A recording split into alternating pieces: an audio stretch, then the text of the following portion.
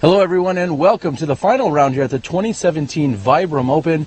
I'm your host Terry Miller, the Disc Golf Guy. Joined alongside me is Robert McCall. And Robert, it might be another day for the famous Raincoat Ricky. Yeah. I mean, we definitely have the conditions for it.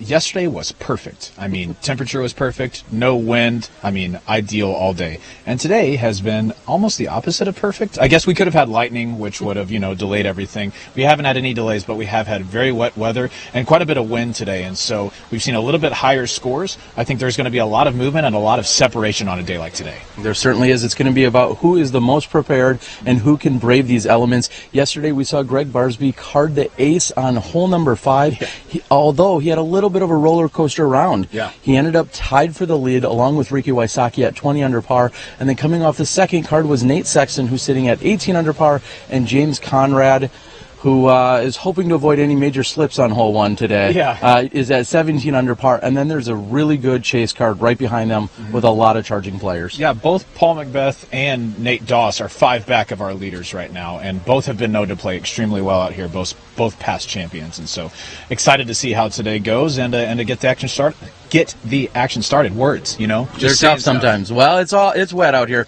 So we're also going to, of course, bring you the live action fed in from this morning's round, thanks to Todd and Steve Dodge. So you'll be able to check out the battle on the women's side. It was a very exciting one. Absolutely. And so with that, I think we're ready to go. Steve Dodge is on the call with our lead card right here at the 2017 Vibram Open. Our lead card on the final day of the Vibram Open, sitting at 20 under par, Ricky Wysocki. Yeah, Rick! And Ricky appears ready to go. Big smile on his face. We know that is going to be a long and challenging round. It's all about staying dry. Here's Ricky.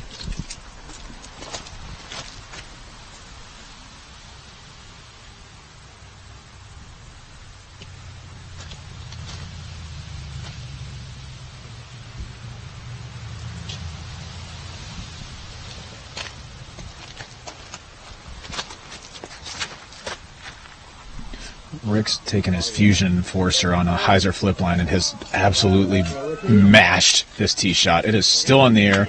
Oh my goodness, he has found a perfect landing zone, even in perfect conditions. I don't know if you draw up a better tee shot than that. 20 under par, Gregg Barsby. And Gregg Barsby, who found himself on Sports Center last night after a great ace on hole number 5.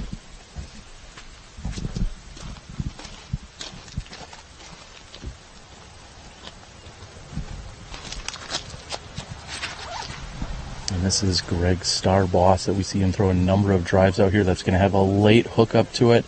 And if it can push to the left, it's going to be even better. That's a good-looking shot. A great start for our Gregg Barsby. Teeing off third, sitting at 18 under par, Nate Sexton. And Nate Sexton back with us here. He is on the leader card for the final round.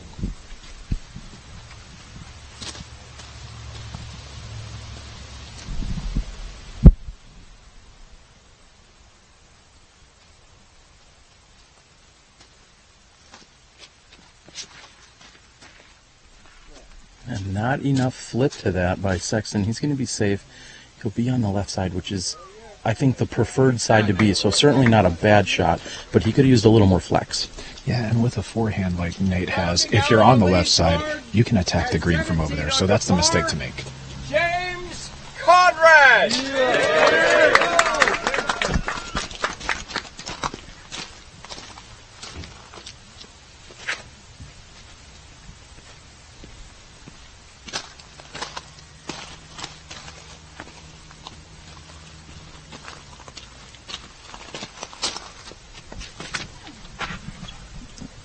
James Conrad trying to get everything into that is turning hard right. Where's that going to finish for him, Robert? It's hard to tell, but I think he'll still have a shot at an up and down from there. Let's check in with the women who teed from the shorter tee earlier this morning.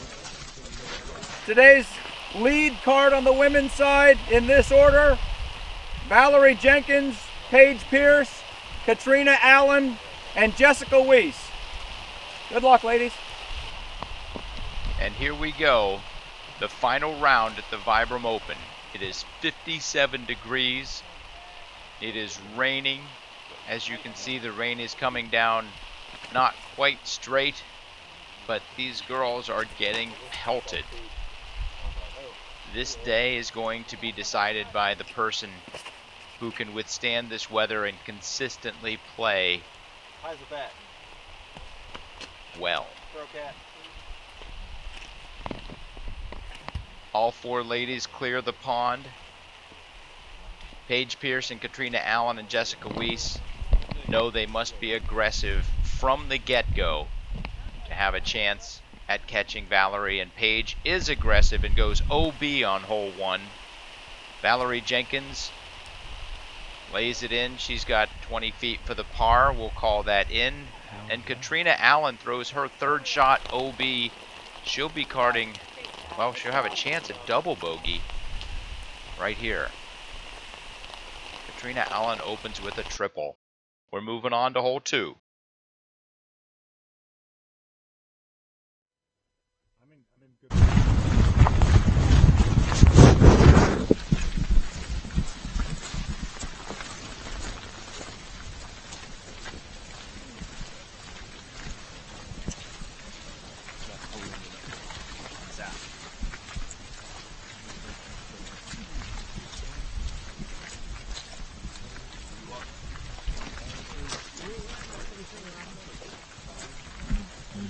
And with a sea of umbrellas heading down this fairway, at some points I know we're a little bit shorter, but we're going to have to make sure we get in front of everyone here today because these umbrellas are going to be blocking action everywhere.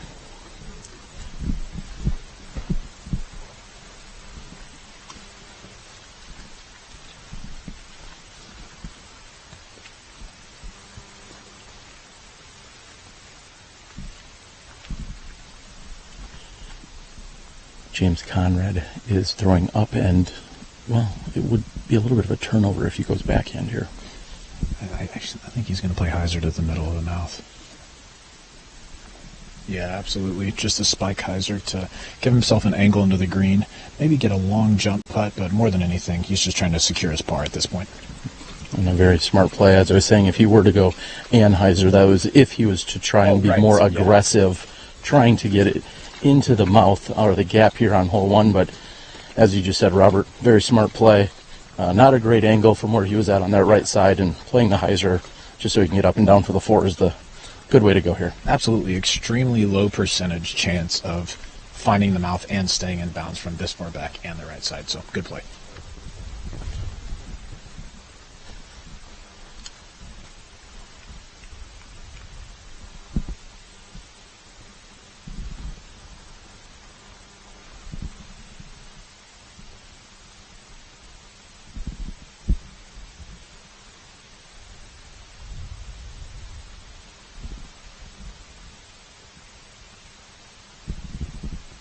And no player is more deadly accurate with a forehand than Nate Sexton. He's coming in at the green, but he's got to hope that actually sits down.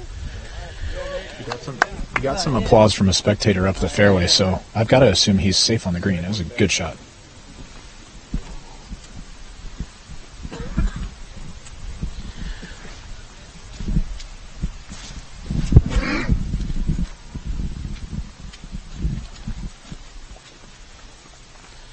And Barsby is just behind one of the smaller Christmas trees here on the right side of the fairway.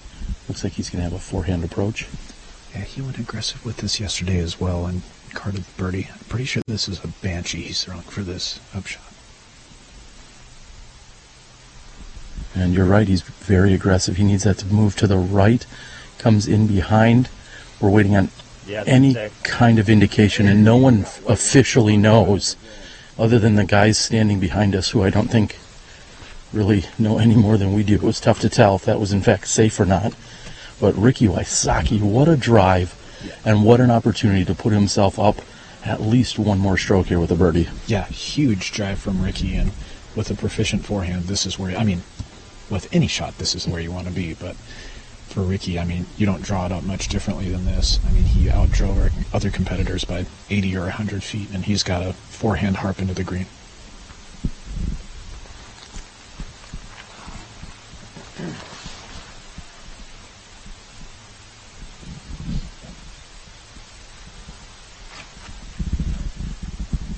And as you said, drawn up and executed perfectly. Ricky hits off the back embankment, just like a puck out on the ice. Ricky's finding himself right next to the goal. Very nice shot by Wysocki. I'm not sure, but it may be cold enough for ice skating by the end of the day. Let's check the temperature. Yeah, it's not right now, but maybe later. It feels like it with how cold my feet are right now.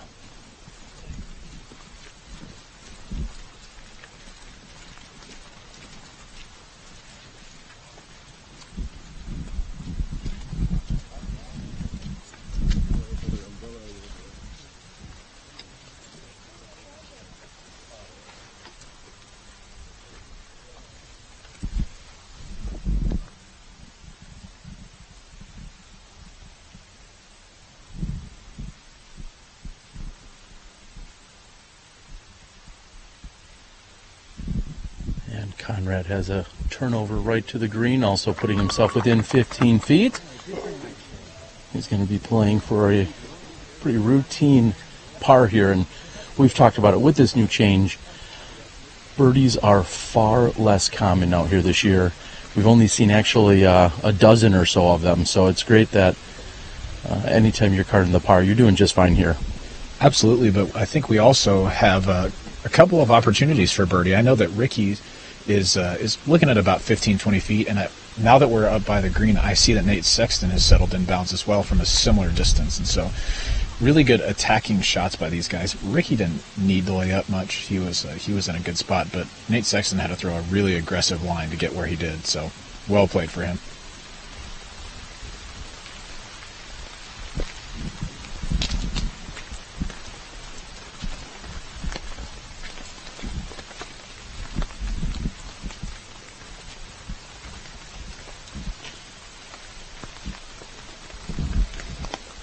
Barsby's long jump putt is just a bit short and left. Feel a little bit of a wind picking up. I think wind is going to be the least of the concerns here today, unless they start howling as they were a number of years ago, where we saw that famous ace by Dave Felberg on hole number 3.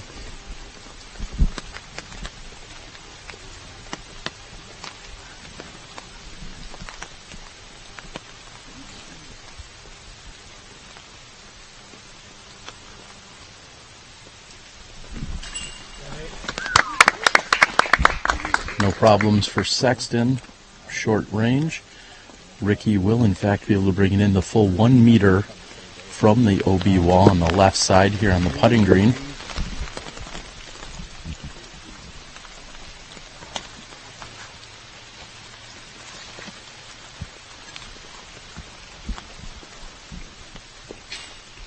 And just squeaking it in. No chains required apparently. Yeah, that was a little bit low, but it's that's like we've said before. No pictures, just numbers. And this group is going to play hole 1 in 2 under par as a group, which is a fantastic grouping on hole 1. Solid lead card opening here during our final round, and rarely am I this excited to get through 18 holes, but today we're going to push through as quickly as possible. Let's move over to hole 2 after a word from our sponsors.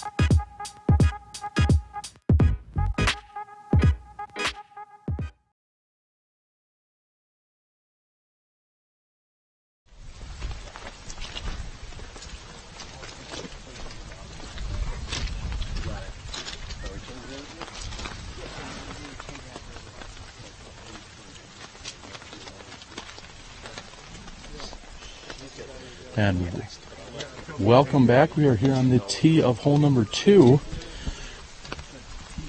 Yeah, I've heard hole 2. It's 350 feet long. OB wall all along the right side, and then some trees about 3/4 of the way down the fairway on the left that you have to contend with. I've heard this described by Zach Milton as the longest 350 you'll ever throw. It plays and feels a lot longer than that, and there's just danger in a lot of areas. So anything that you can get to hold straight for a long time is good, or if you want to play the turnover, you really have to force it over and play it out to the left with something that has some stability to either come back or sit down. If you just kind of reach in there, you should be able to grab it pretty easy. Boom. Thanks.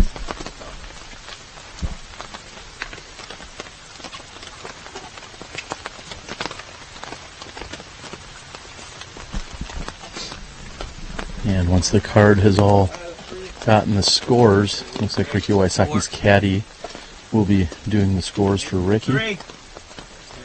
We hear Sexton belt out his birdie 3. And Wysocki will retain the honors here. First to tee on hole number 2.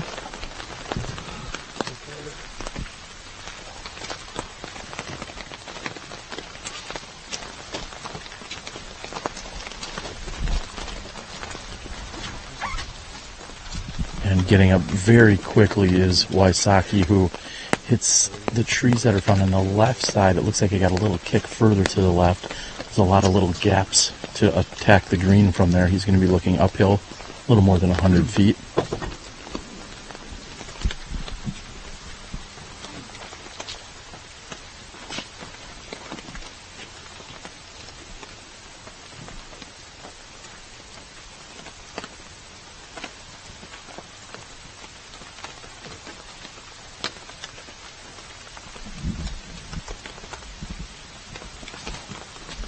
And Sexton going with a roller. We've seen that play by Nico LaCastro the last 2 days. One thing that a roller does for everyone at home is it takes out the element of finding OB. You may or may not park the shot. If you get a really good roll down, you could, but it takes out the element of finding the OB on that right side. Yeah, I mean, unless it gets some crazy kick, that's a really good play just to play for a 3.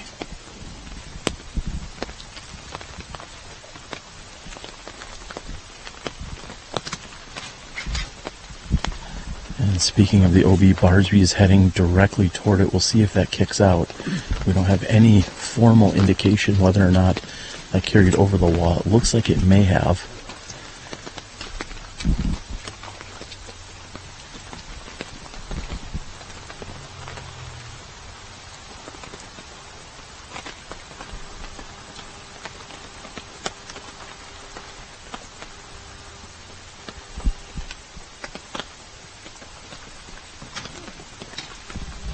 And Conrad's is left, but not enough air under it. He'll have a clean look at the basket. Let's see how the women did from a different tee earlier this morning.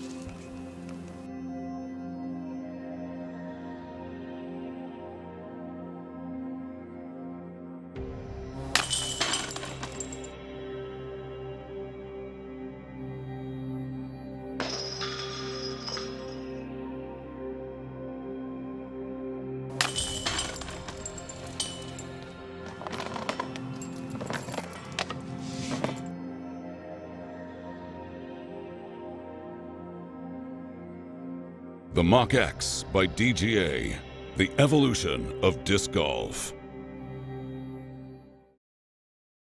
He's thrown a 4 in the hand. You know he's comfortable, unlike most players who have to do it in desperation. Yeah, Ricky's gotten a really, really developed forehand and backhand, and that along with being a really good putter equates to being good at disc golf. Did some quick math there, and it does help to be good at all those things. Multiple time world champion.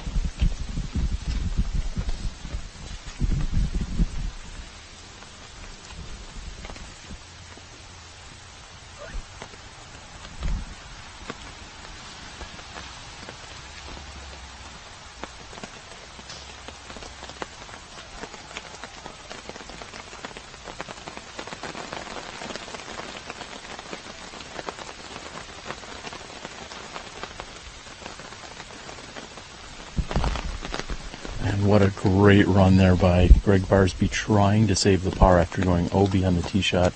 He'll have an easy tap in from 7 feet.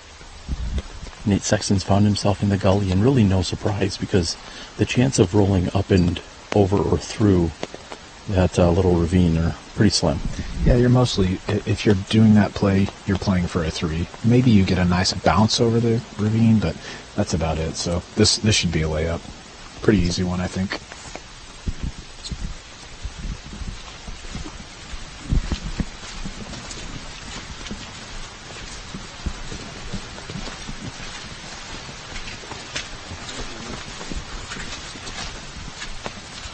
And James Conrad has found himself within 25 feet of the pin, maybe closer to 22 from there. He's got an uphill putt. Good look at birdie. Yeah, I think he took offense to the fact that we thought he didn't have enough air under it. He said, you know what? I did. So, in your face, because, James, spiteful kind of guy. Really, Yeah. really cold-hearted kind of. Just kidding. He's a super nice guy.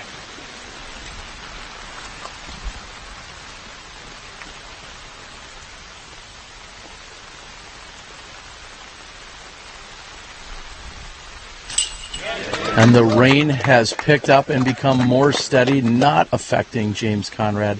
He's going to move himself to 18 under par. He's going to pick up a stroke on the rest of the group, also taking the honors on the 3rd tee here. Thus far, we've seen really nothing out of the ordinary. In fact, we've got 3 birdies in 8 opportunities. This is a pretty solid start so far. Absolutely. And we're just getting through our first couple of holes here. Once we get back into the woods, the rain won't play quite as much of a factor. Wind won't play quite as much. But holes 5 and then 6 and 7 to follow. Pretty tough holes to contend with the wind. So I think we're going to see some pretty solid action. Maybe lots of movement. All right, we're moving on to hole 3. We'll be back in a moment. Not all fairways finish left, and we can't all throw with pro power. So Vibram has designed an understable distance driver that is perfect for beginners or advanced players looking for amazing anhyzer finishes. Introducing the Unlace from Vibram.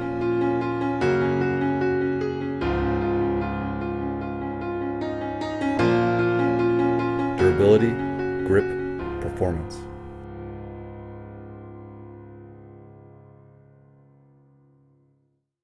Sun King Discs, established in 2001. Florida's most respected name in disc sports. Official retail merchandiser of the Disc Golf Pro Tour. Currently on tour supporting Discraft and DGA live inventory, free shipping at $12. All orders $19.99, ships in a box, includes single discs, large selection of both stock and collectibles. Check out the website at www.sunkingdiscs.com.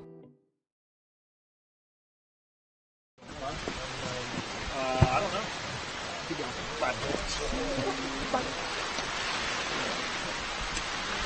And welcome back. We are here on hole number 3 on the tee.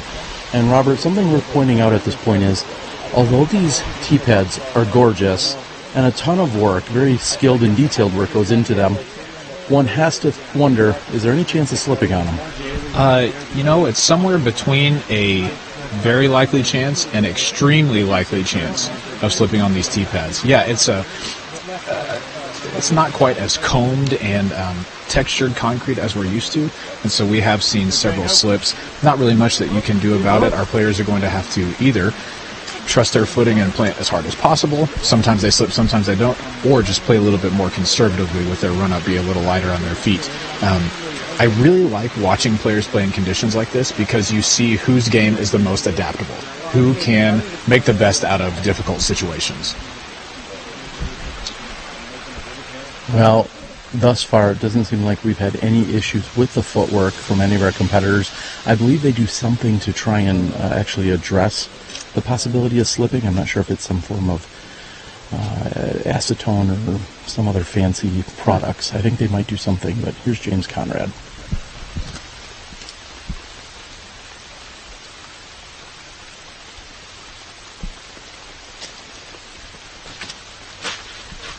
And yesterday I talked about how players seem to drift to this left side.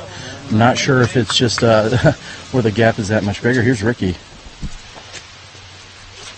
But when any players do veer any given direction, it's usually left. Ricky hits a tree on that left side.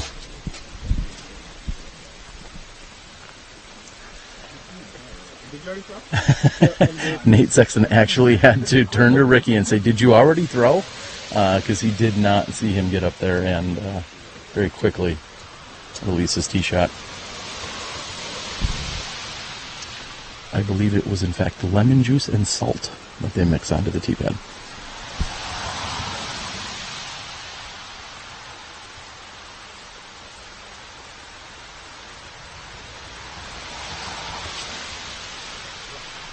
And Nate Sexton is falling prey to the same side that we see people air to. Although, here's the deal. The gap is a little wider on the left side off the tee box. And so if people air right, there's a chance they hit a tree early and don't even make it over the OB wall, in which case they go to the drop zone. So not surprising to see our players miss left for the most part.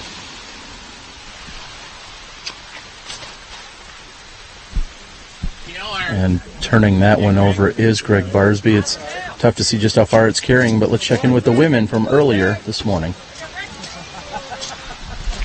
We advance to hole 3. The rain has let up as we enter into the woods. Valerie Jenkins on the tee with a 7-stroke lead. She would like to put that in the middle of the fairway to have an easy up and down, but that should be good enough. Paige Pierce continues to play aggressive, and much like on hole 2, her second shot on hole 1, that just does not come right.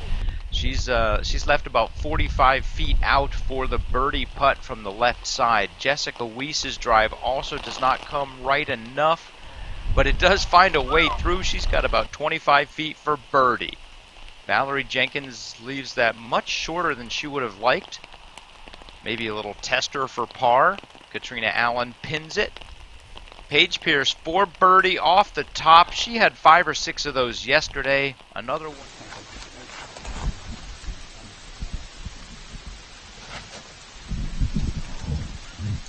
And Ricky goes with a forehand, which hits a tree on the left and then kicks to the right side. That was within an inch of hitting the 2 trees right in front of him, which would have been sheer disaster. Today, if she wants to catch Valerie, she needs to dial that putt in. Valerie Jenkins, solid for par. Paige Pierce continues to play aggressive and continues to not yet gain ground.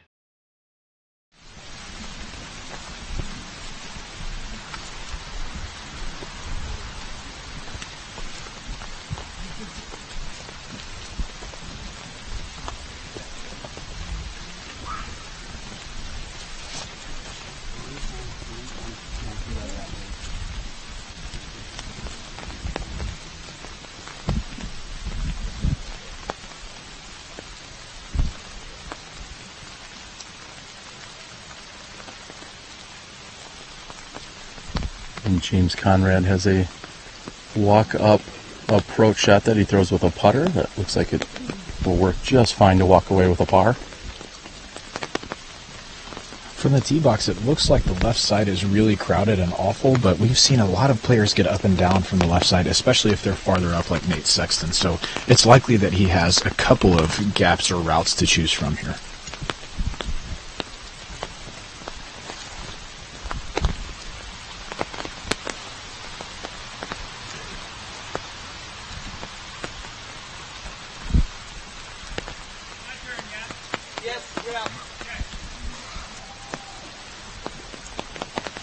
And one thing worth taking note of here today, it looks as if 3 out of our 4 players have, well, I guess I'll say all 4 have caddies. Someone for Ricky is helping him out as well, although Ricky's pulling his cart behind him. I believe he has someone else kind of taking care of the scores, maybe helping keep things dry. When you're out here and you're a top-level pro, it's you get a little bit of that pro bump when you have lots of people that are usually willing to jump on the bag and help you out in rainy situations. Yeah, and that's absolutely paramount to their success out here. If you are in charge of drying off your discs and making sure that everything is in a good spot, and it's a lot to keep up with, and these players just need to think about one thing, and that's throwing. And so no surprise to see more players using a caddy than not.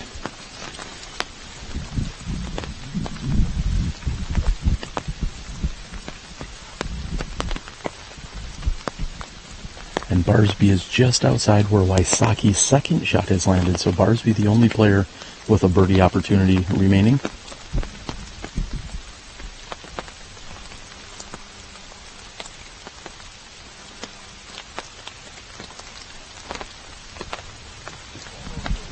Good bid by Barsby there, just a bit low. This is quite a bit uphill from where he's standing, so not surprising to see that one not quite have the juice to get there. He also had a couple of pretty large trees to contend with, so good bid for him. Settling for a 3 here was not going to hurt him at all.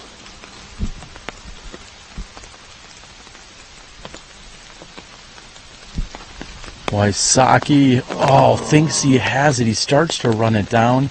And I was just thinking about stealing a favorite term from the Wysocki script, which is momentum, and thinking that if he could somehow get up and down, save that par, one would think that he is on a mission to stay dialed in and focused, although he didn't have the greatest tee shot, caught a tree on the approach. I was thinking he still may walk away with a par knowing Ricky, and he comes up just short of that, but looks like he's going to be losing a stroke. James Conrad has a little bit of work to do here to save his par. Looks to be just inside circle's edge. This is for a 3.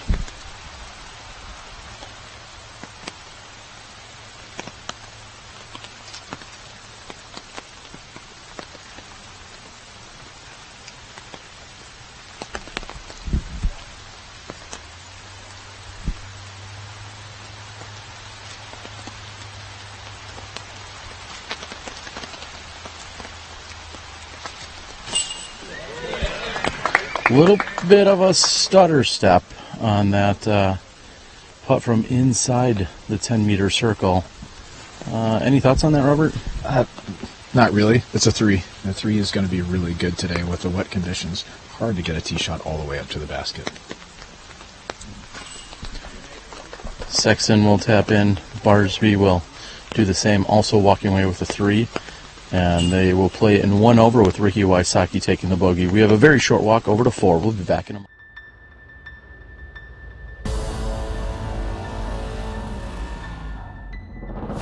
Always thrown Innova and competed with Innova. I don't think I'd be playing the sport if it wasn't for creating the disc itself and then just taking it to the next level over and over and over again. How great the discs are themselves. It's really gained my trust, and I don't think I would be here without Innova. I don't see myself doing anything else.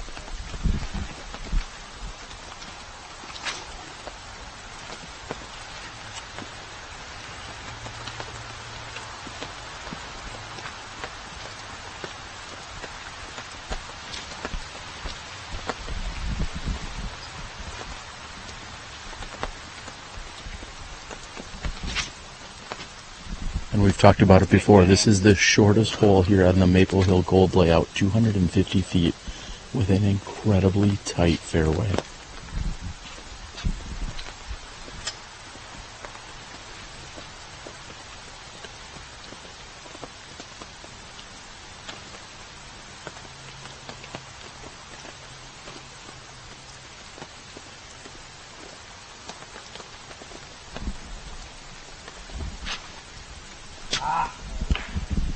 And Nate, a little low, hits a tree on that right side. Yeah, I mean, making the first part of the gap is so important, but after that, if your disc leaks just a little bit right or left, you are going to catch a tree. This is a very, very demanding tee shot.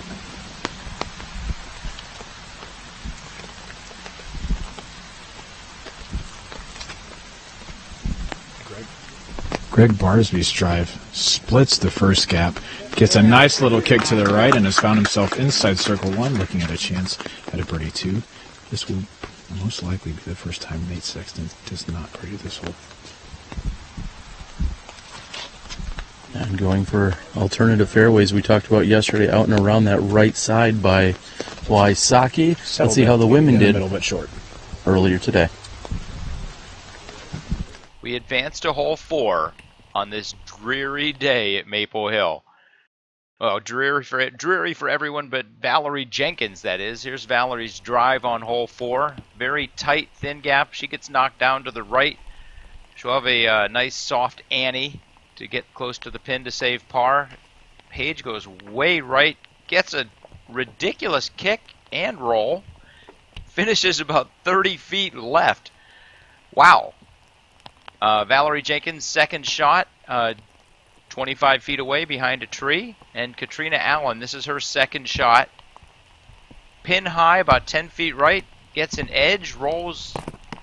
I think Katrina's a fan of Keen right now. Thank you, Keenwall. Paige Pierce with a huge birdie putt. Welcome back, putter. Valerie Jenkins for par. Well, we have a 2-stroke swing on hole 4. The lead is now 5.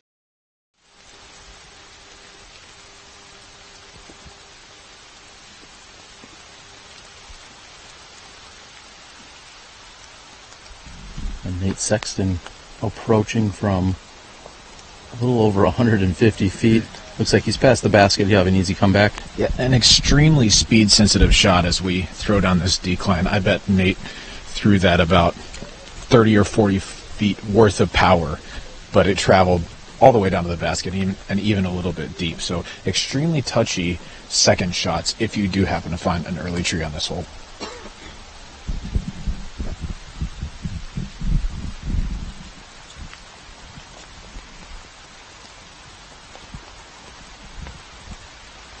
And one might think, that Ricky actually wouldn't be aggressive there for just a moment, sitting at almost 20 meters or 66 feet from the pin. And he was giving it a run, but some trees between him and the basket prevented such. Yeah, man, Ricky is just, he blows me away on things like that. You think there's no way you could really be aggressive on that shot. And then he's like, I'm just going to go ahead and be aggressive. When you have that sort of confidence, it's really impressive to watch out on the course.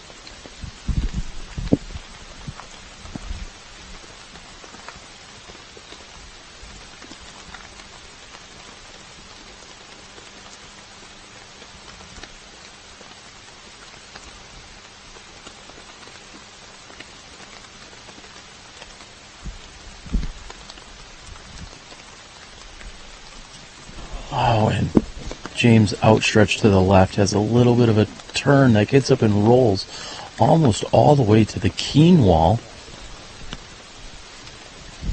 And just to further elaborate a little bit more, Robert, when we're talking about confidence out here on the course, one thing that can separate some of our top players from maybe just your average pros is the fact that someone like Ricky Wysocki can run at a 60-footer because he knows if he's 30 feet or less, he's going to probably be making that comebacker.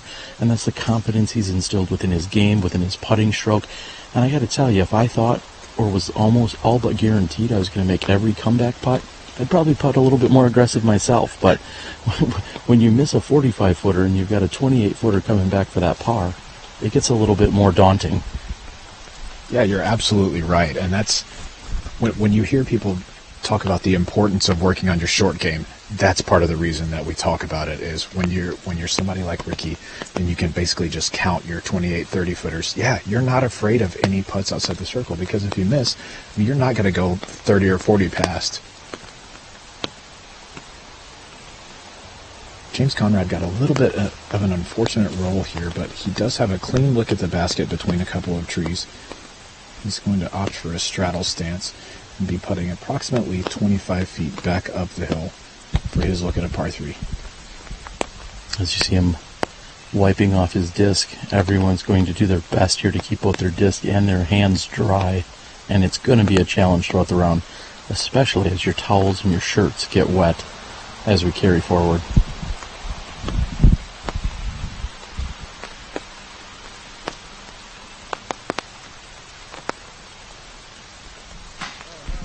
And a rare miss by James Conrad. I think I heard him say, "Oh no."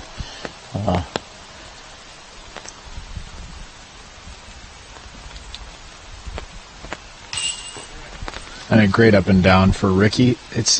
He did catch a tree on the right side while he was running his putt aggressively, but no harm, no foul as he cards his par 3, except for that Gregg Barsby was absolutely parked for his birdie too. So competition is tightening up through our first 4 holes. After Nate Sexton, we'll step aside, get ready for a word from our sponsors. Nate's in for the par. We'll be back with you in a few moments.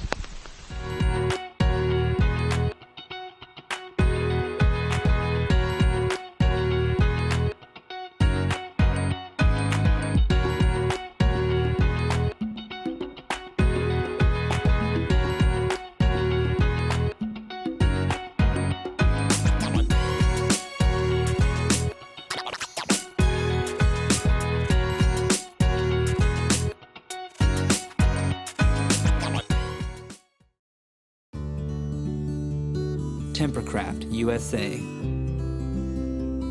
Double-walled 18/8 stainless steel construction keeps it cold while you're hot, keeps it hot while you're cold.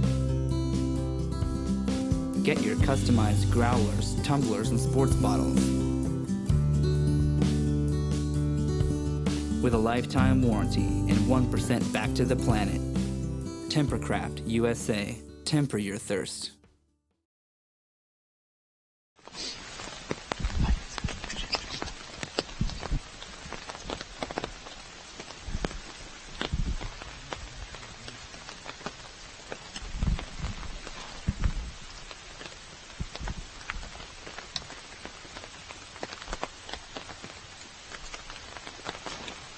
Hole 5 plays out over the water, and Gregg Barsby takes the same disc that he aced with yesterday.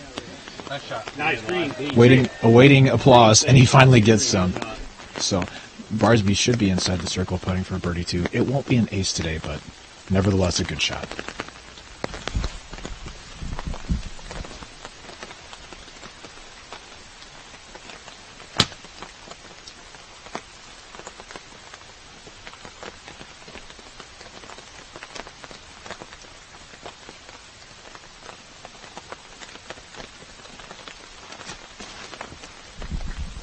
Nate Sexton has hung his forehand out a little bit wider than Gregg's, but it is working back to the right nicely, and he gets the green flag. He is in bounds, putting at this elevated basket.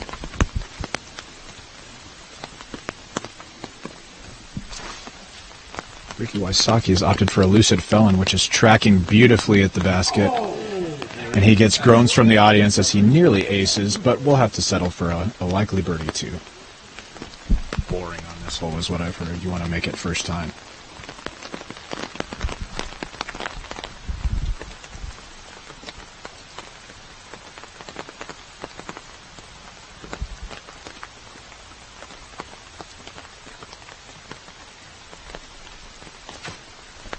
And James hugs it extremely tight to the trees, and it's working to the right beautifully. We're just waiting for it to finish. He will be in bounds. Let's see how the women did here on hole 5. So we advanced to hole 5. Paige Pierce on the tee has cut the lead to 5.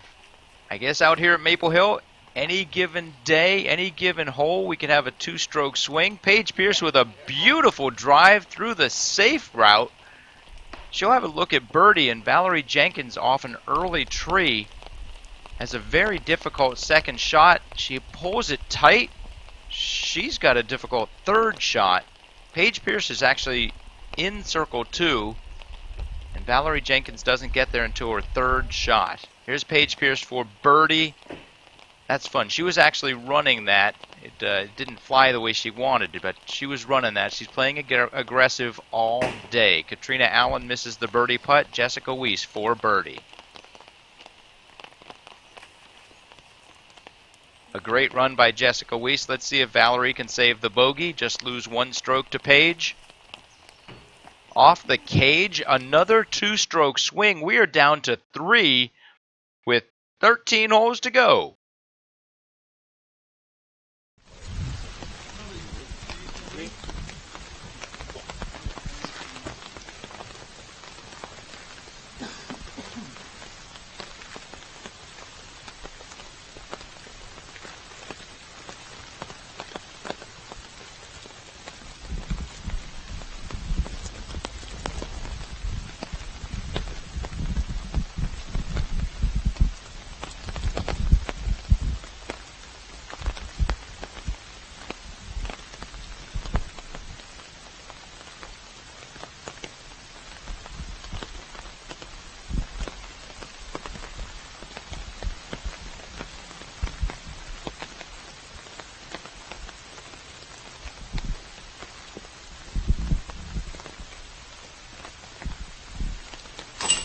And from 28 feet, James Conrad converts from his straddle stance, collecting his birdie 2 here on hole 5. Daunting backhand shot over the water if you choose that route. Either way over the water, it's truly a scary shot, but these players made it look easy.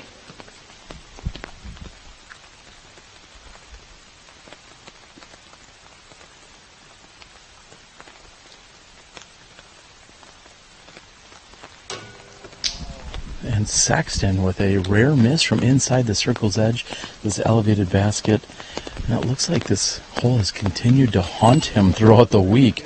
Nate Sexton struggling on what should be a relatively routine birdie for him. And we're going to see Gregg Barsby just 3 feet from the pin. But substantially worse than yesterday. I mean, he'll have to settle for the 2 instead of the ace. That's right. We're moving on to the challenging hole 6.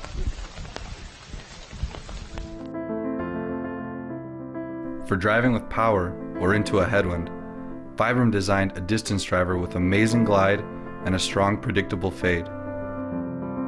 It is the ideal disc for big arms, forehand drives, and smooth right-to-left finishes. Introducing the Olace from Vibram. Durability, grip, performance.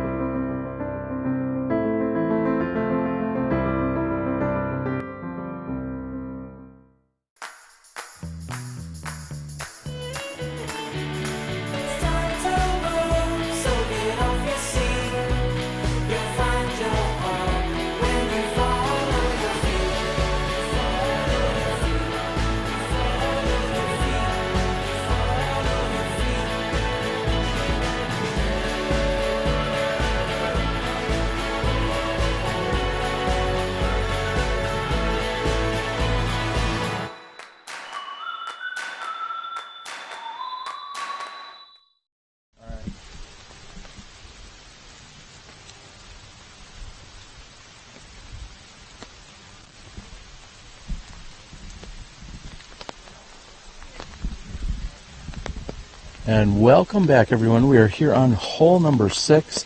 We've talked about it at great lengths throughout the weekend, just how challenging hole 6 is. Before I get to the UDisc stats, I'm going to go ahead and guess this is rated probably, again, the 2nd most difficult hole on the course according to par.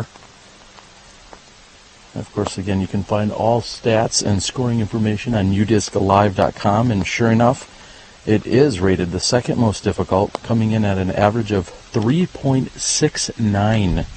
on this par 3. This 375-foot hole with plenty of danger, both on the left and the right-hand side. On the left side, you could find water with a errant shot that carries hard left, and there are a plethora of trees on this right side that could easily kick you over the wall, OB, to that right side.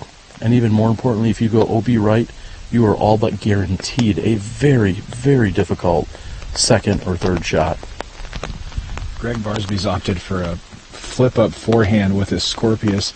He got a kind of a straight skip and then not a very great last skip to the left, but honestly, inbounds is fine here. This is a tough hole to reach in one shot. Ricky wastes no time and turns a forehand over. He'll be on the left side of the hole. Got a little bad roll toward the water, but we're going to wait on an indication from our spotter as he goes down to check. And he does get the green flag, so Ricky will be in bounds, albeit with an unsure opportunity to get up and down for his par.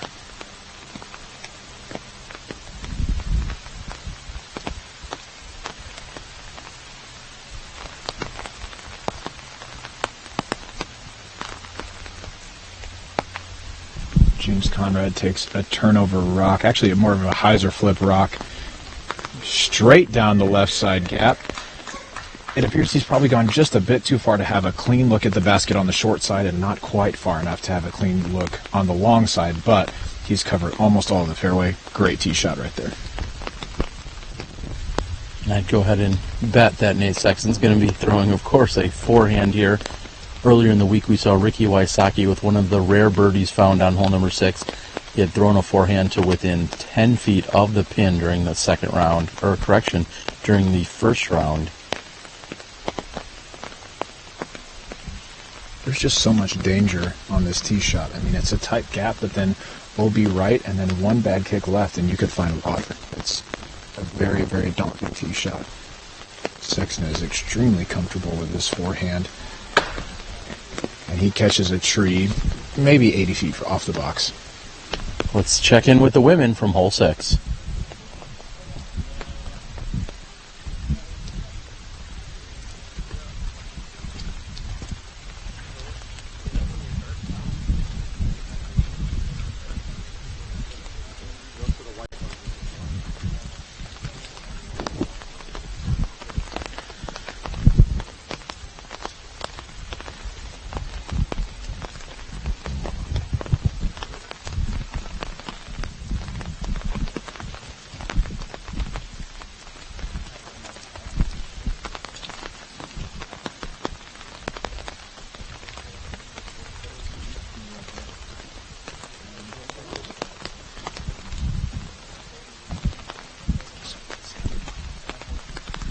Nate Sexton will be throwing first after hitting some of the early trees, not getting fully out of the initial tunnel found here on hole 6.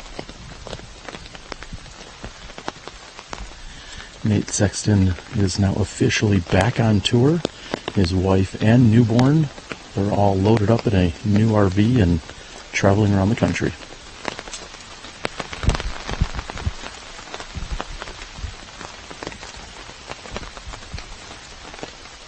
Nate's opted for a Sexton Firebird for his forehand.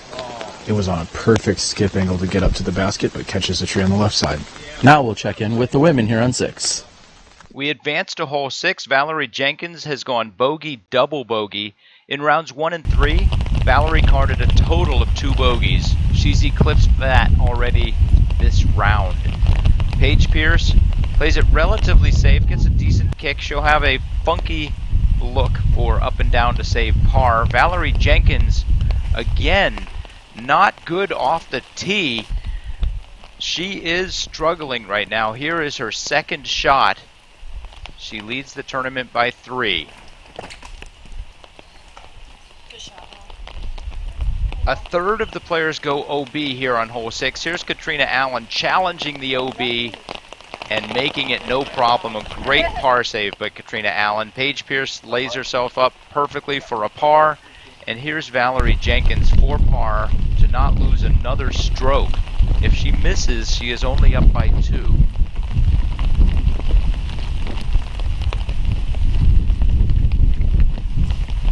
a 2-stroke lead, a struggling leader. 12 holes to go. The Vibram Open is in contention. Shot trying to get the disc over on its top side so that it can hit the ground and actually skip up toward the pin and on this very hard ground. That's a great play and a great option to have here. What do you guys call that shot in your neck of the woods? Pancake is what I've always called it when you start the disc straight up and down or even a little tilted over to its left side and then slide it on the face. That's what I've always called it. But I've heard scuba, I've heard a bunch of weird names. Those people are wrong, probably. I was thinking the same.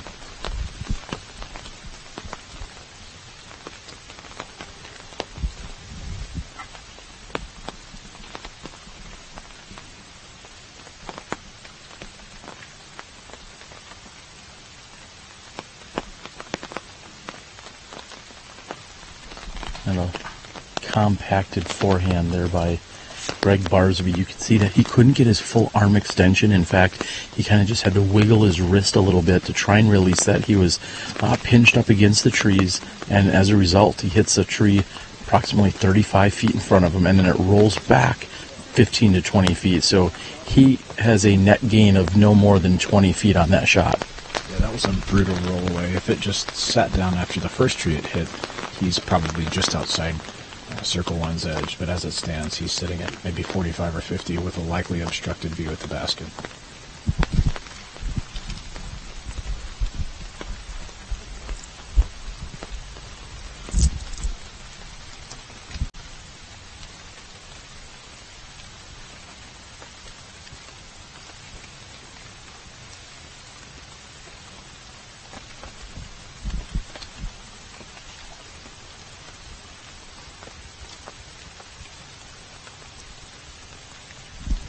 And another forehand.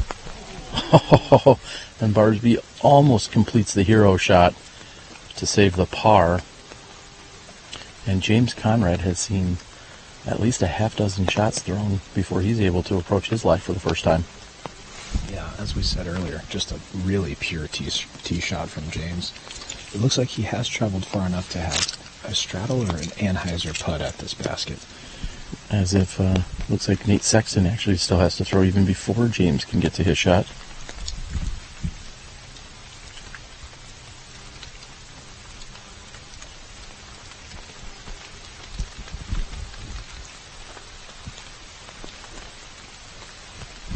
And lofting it up and around with his back to the basket.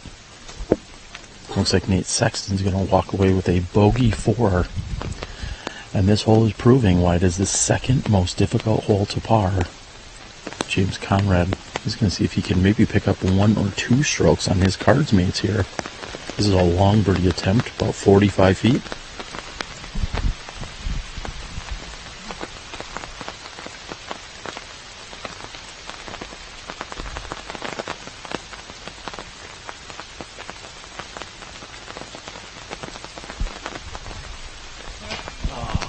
Just off the front. And Robert, as I was hearing the raindrops come onto our umbrella here, I was thinking that the rain is constant, it's steady, it's not an actual outright downpour, it's just constant, and it's definitely enough to mess with all of our players, but it's a constant rain. We'll see if it gets any worse or if it somehow lets up during this round. I'd be really excited if it did let up, but I mean, you're exactly right. It's more annoying than it is unplayable at this point. It's just a frustrating hassle to deal with. I'm sure our players might argue as they have different footing and they have to execute out on the course, but it's manageable for them at this point. And Conrad should still be happy he did miss out on the birdie opportunity, but we're going to move on to hole 7 up the pipe in just a moment.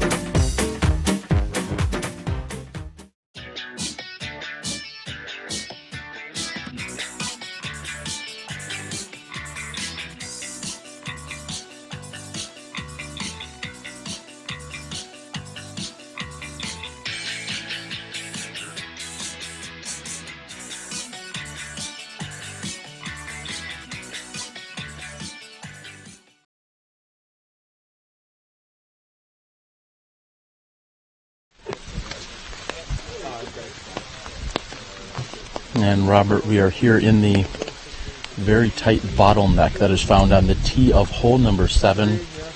Hole 7 measuring in at 370 feet, slightly uphill. We talked about it yesterday, how 2% of players found themselves inside Circle 1. A very, very difficult green to actually drive to on this tight wooded shot. Absolutely, and for our players, each of them can execute this type of flight, but it's just a difficult flight to execute. It's probably a slight hyzer flip uphill, and if they can finish to the left, that's fine, but it's a pretty narrow fairway. And interesting to see Wysocki going with the forehand. It hits a tree on the left side and carries far enough left that you'll be able to see hole 8's blue tee from there. That is just in fact how far left that went.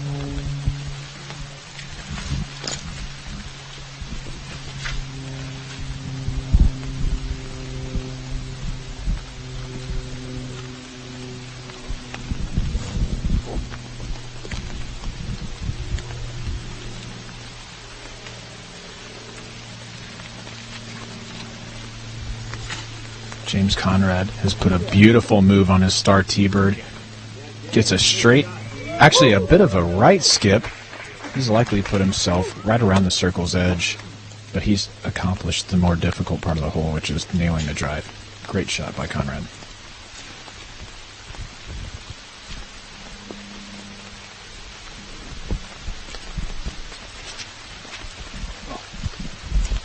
And playing for the full flex, but not quite getting it. Instead, getting the assist from the right side. Barsby's in a really good position.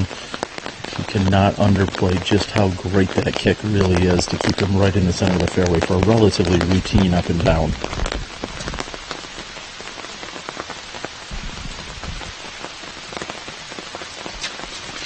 And it sounds as if I jinxed us perfectly.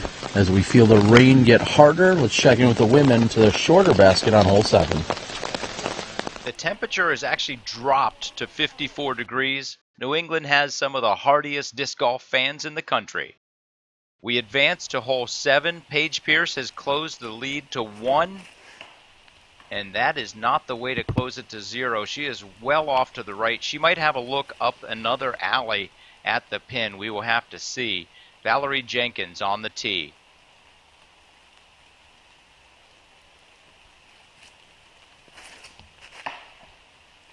A friendly kick, but Valerie Jenkins is in trouble on hole 7.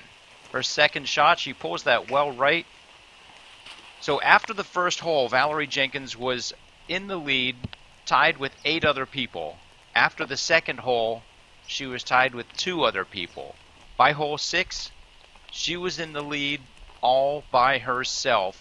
And for the next 50 holes, she just built that lead. She built it up to 7. And in the last 4 holes, she has lost that lead. And we now have a tie going into hole 8.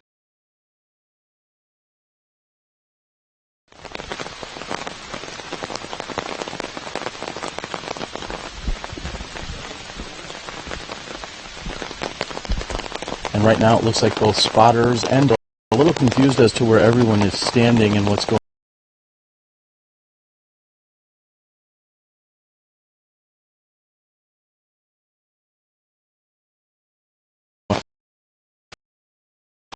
But I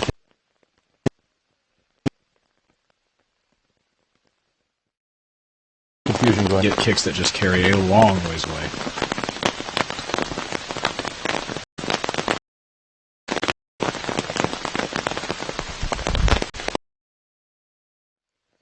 Sexton, I believe I heard him say earlier in the week, he likes throwing orcs to shape his shots through some of these wooded holes. Right now it looks like he's lining up another forehand. And he's going to play for the full flex, but doesn't get it. He had thrown that approximately 100 feet. It hit a tree, and then it was almost dead center, squaring up with that tree and coming right back in his direction. Yeah, it's a tough break when you get a kick that does more traveling, but Honestly, had he gotten a kick either to the right or to the left, it might have been good, might have been bad. But the kicks that come straight backwards, they just hurt the worst. Even if you're not in a worse position, when you just lose distance like that, it hurts your feelings, honestly. But it hurts your confidence on holes like this, where, man, it's a struggle to get up to the green in one shot.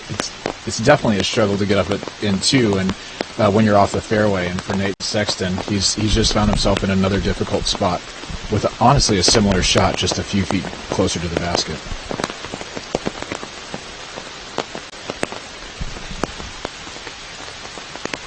And he's going to be able to try and play the skip off the road, which will bring him towards the pin. Nate Sexton, I'm sure, ready to get off of hole number 7 here. I think we talked about it earlier, how difficult hole 7 is. I think that's one of the maybe 5 or 6, maybe even the 7th most difficult hole found on the course. When you're playing that stretch of holes 6 and 7, and then eventually hole 9 in just a few moments, this is a part of the course where you definitely have to grind it out. And if you want some more in-depth detail about the statistics and the hole difficulties, you can visit udisclive.com and pull up those stroke and scoring averages. We have spotty coverage out here, so sometimes we're able to access those, sometimes we're not, but you should definitely check those out to understand just how difficult this course is. Ricky, after a bad kick, makes his second shot look pretty easy and has put himself likely inside 10 to 15 feet. And a moment ago I did mention how tough this hole it is. In fact, the 3rd most difficult hole that these players have seen so far today.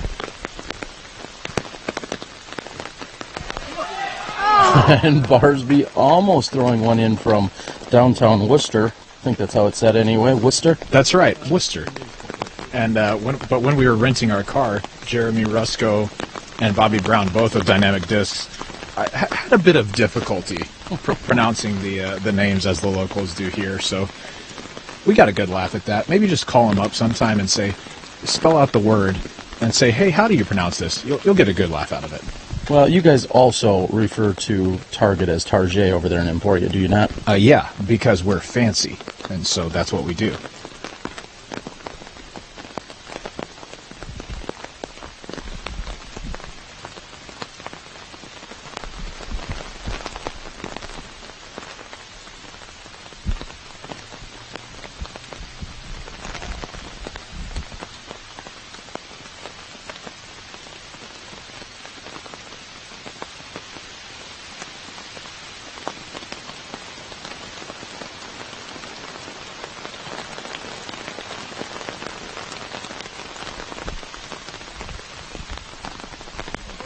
And that's been James Conrad's distance, 40 to 45 feet. Those step-through putts, he has been absolutely deadly, almost always drawing metal, and as we saw in yesterday's coverage, making a lot of them. So he'll convert for the birdie 2 on this 3rd most difficult hole in the course, hole number 7.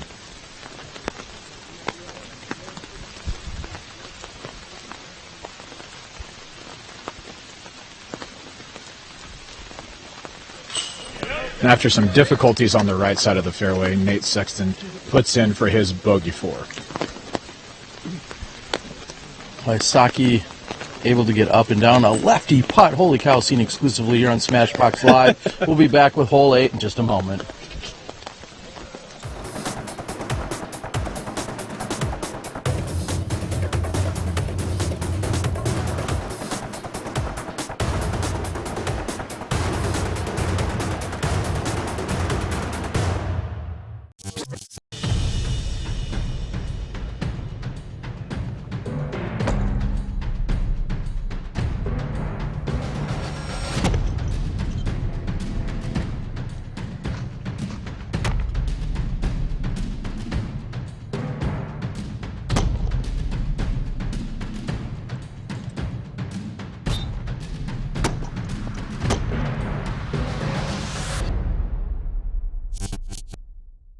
Spectacular views like these and championship-level play like this can mean only one thing.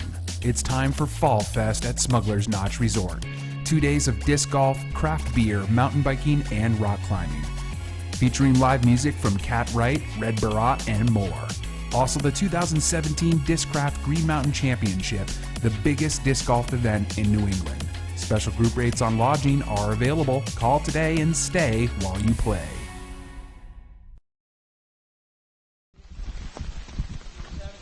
Nate got a 4.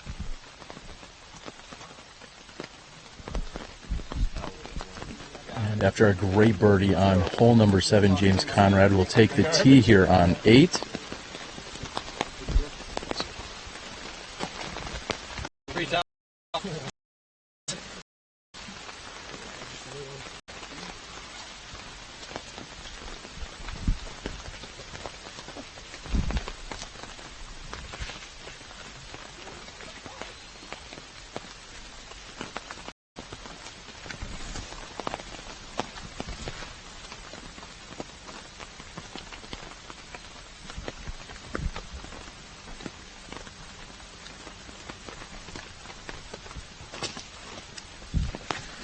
Hole 8 over the water, James Conrad opts for a shark 3, and he's asking it for it to get down.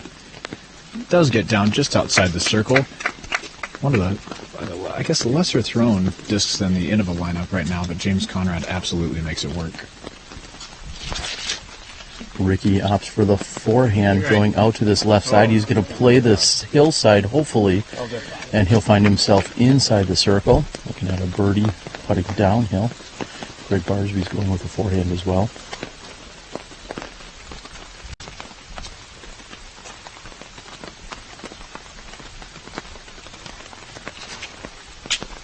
And speaking of discs that are not necessarily commonly thrown, that would be a Banshee. However, if anyone can make it work well, it's Gregg Barsby.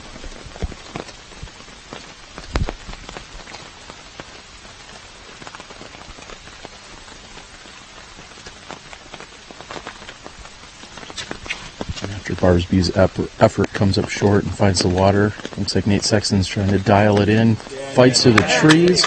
Let's check in with the women from a shorter tee. We advance to hole 8. 250 feet to clear the water. The distance shouldn't be the issue. You just want to be straight. Paige Pierce lays that a little bit left. It kicks and it is safe. Safe by about 2 feet. She will have an obstructed putt for birdie, but she's safe. Jessica Weiss misses by a foot. Katrina Allen. Very nice shot. Skips left. She's got about a 32-footer for birdie. And Valerie Jenkins gets off her first good drive since hole 2. Well done, Valerie. Welcome back. Just in time. Maple Hill on a cold and rainy final day. Valerie Jenkins has lost 7 strokes in the last 4 rounds. She's now tied for the lead. She's got to remember Paige Pierce's putt from almost the exact same position that went in the water yesterday. She takes a pause and a breath. Valerie Jenkins for birdie. Count it. Clutch putt by Valerie Jenkins. Paige Pierce. Obstructed putt for birdie.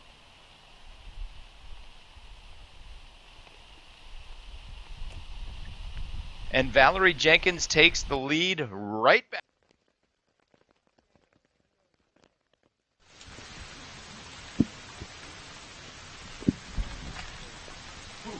And Barsby, really two, I'll say flirtations there. He was flirting not only with possibly putting it in and saving the penalty par, but he was also then flirting with the water's edge at one point. So it was a split between the two of those.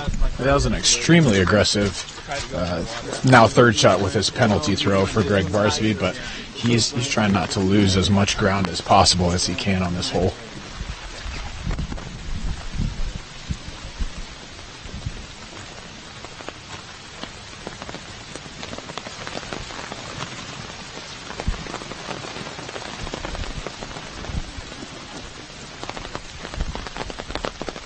During the opening round, I saw Ricky Wysocki put himself inside the circle here and not convert. In fact, I think my jaw had dropped because that so rarely happens.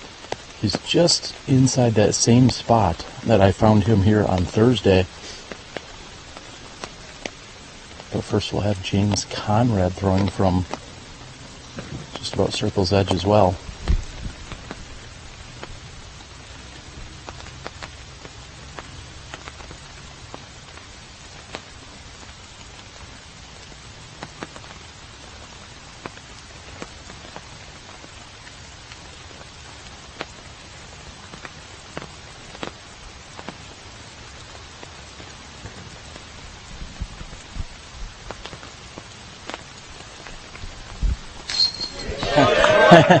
Wow, James Conrad lines it up and has no problems from just outside the circle. This is Wysocki for birdie.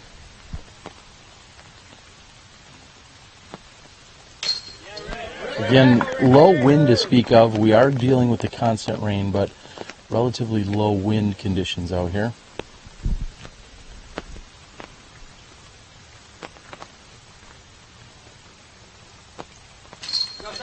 Routine for Sexton. He's going to tap in, so the entire card is going to pick up 2 strokes on Gregg Barsby. That is a momentum changer if Ricky's ever said so.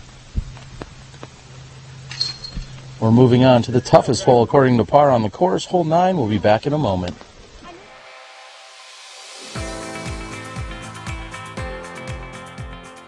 For me, it's time with my friends. For me, it's a walk in the park. For me, it's my job.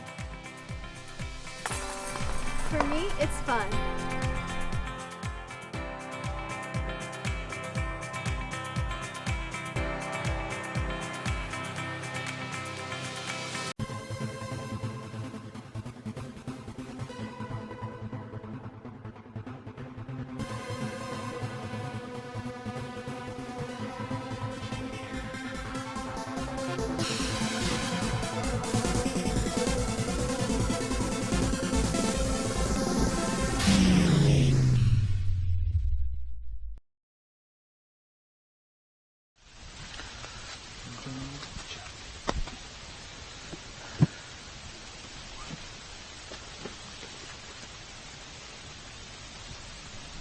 To go?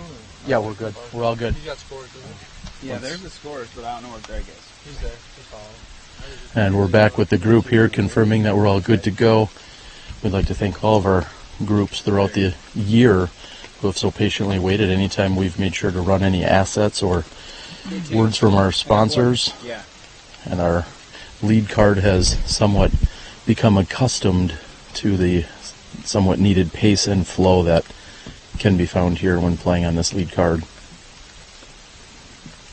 We'd also like to thank, of course, all our supporting sponsors here on the 2017 Disc Golf Pro Tour.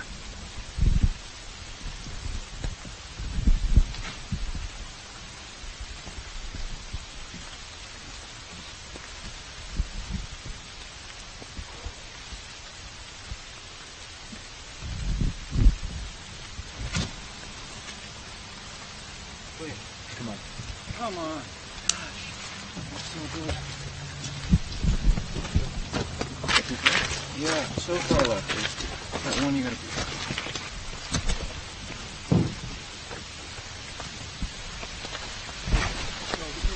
And Wysocki just misses one of the trees on the left side. It's trying to fight back towards the fairway. actually worked out. Yeah.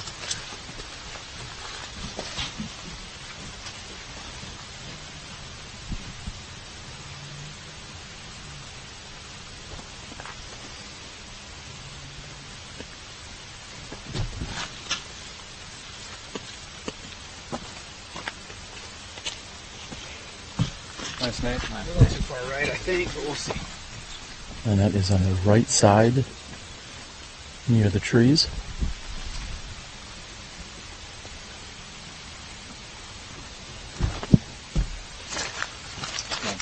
Come on.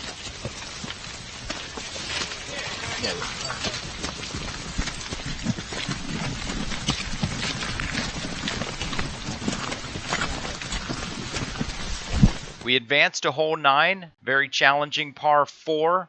up and over the hill, and then down to the right. Valerie Jenkins on the tee. She is going to be happy with that drive. It is off to the right a little bit, but she's got to look, and Paige Pierce is going to be even happier with that drive. She has a beautiful look at the island green. Katrina Allen and Jessica Weiss finish their tee shots.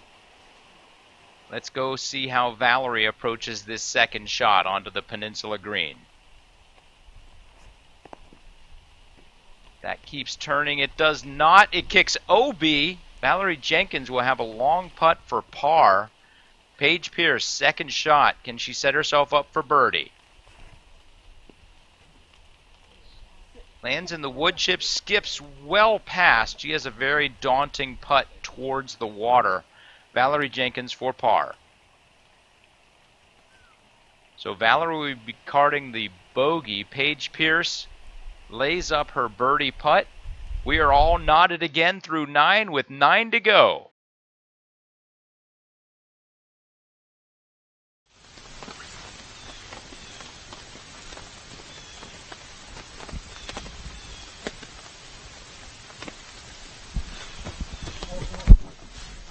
Ricky Wysocki's opted for a jump putt approach, asking for it to go, and it slipped out. It looked like it slipped out of his hand a bit early and finished to the left, but he's got about 28-30 feet for his par 3 here.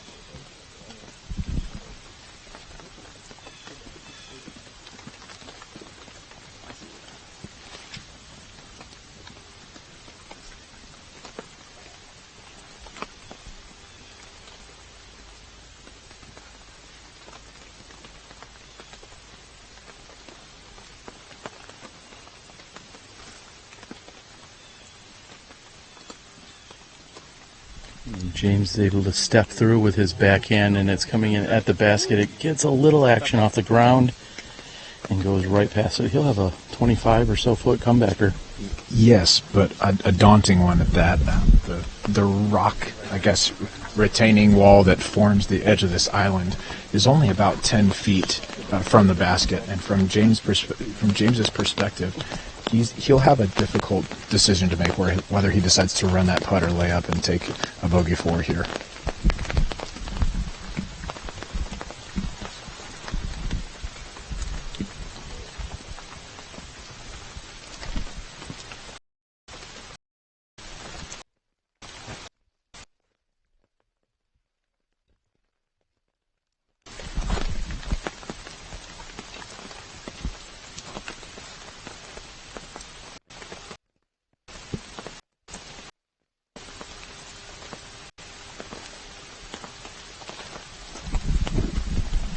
Gregg's AVR approach is good, finishing just a little bit left, but settles about 15 feet from the basket. He's got a pretty routine look at his par 3 here.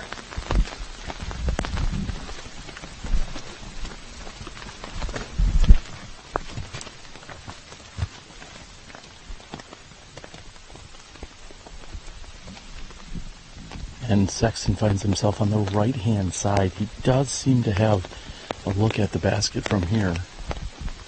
We're going to see somewhat of a lunging jump putt.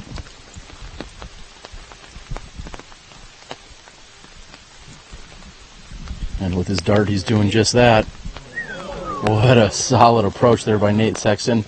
And even more importantly, it sits down for him. We saw that it could easily get up and skip on you with these relatively fast wood chips that are out here on this new green that we find here on hole number 9, thanks to Dave and Todd Dodge and the rest of the family and all the incredible staff and crew that come out to make the Maple Hill Gold Course exactly what it is, one of the top courses in the country.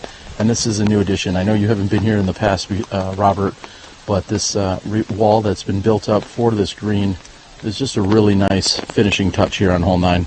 Absolutely. It's extremely picturesque, but I guess it lulls you into thinking, hey, this is a fun course. But this is, as we said before, this hole is playing as the number 1 most difficult hole on the course, playing quite a bit over par. And it's because this is a par 3. It's a little under 400 feet, I believe, 390 or something. 420, actually. 420, okay, my fault. The distance isn't a problem. It's straight uphill and then straight back downhill to this island green. And when you're throwing uphill, if you haven't played disc golf a whole lot, when you're throwing uphill, that causes you to put your disc nose higher in the air, and it's really difficult to control the stability as much when the disc is nose up like that. So reaching the flat part of this fairway is extremely difficult. That's why we see so few twos here that aren't just throw-ins. And from the left side, it looks like Wysocki has lined himself up. I know he was challenged earlier in the week by throwing one of his approach shots wide and into the water, so that may have prompted him for the backhand lunging jump putt that we saw from him during his approach. But now he's got some work to do from this left side. And rarely do you see a putt from Ricky Wysocki not draw metal of any kind. Yeah, it looked like he was a bit obstructed, but still, it's just like you said, most of the time that hits metal where he makes it. So I don't know if you could call that an unforced error here or not, but certainly a surprising one.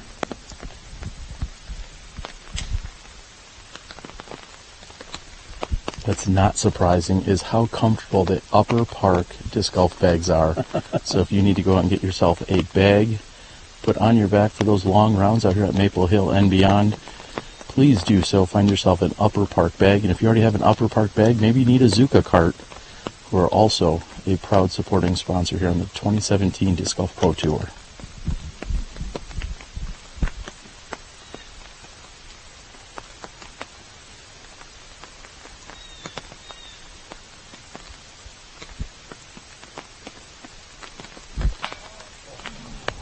Just short, in and out for James Conrad. He had that straddle that was slightly uphill, and hole 9 proving to be just as bit of tough as the scores say they are. Absolutely, and James's putt was maybe 1 inch from going in. Half of the disc was in, half of it wasn't, and it just stayed out. Gregg Barsby is going to take a nice par 3 here. That feels, man, 3 really feels like a birdie on this hole.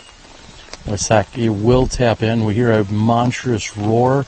One has to think once we check UDisc Live, is Eagle McMahon or possibly Paul Macbeth, who are both shooting hot here. We'll see if they're trying to run down this lead card. We'll be back with you in a few moments on hole 10.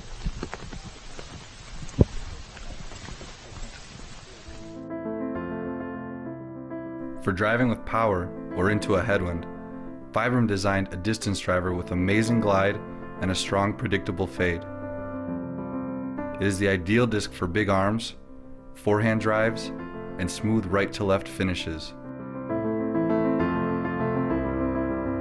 Introducing the Olace from Vibram.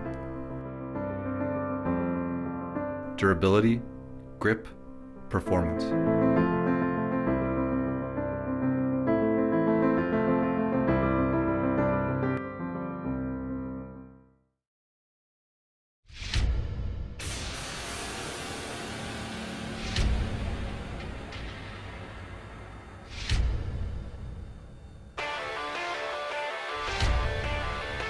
For looks, for life, for length.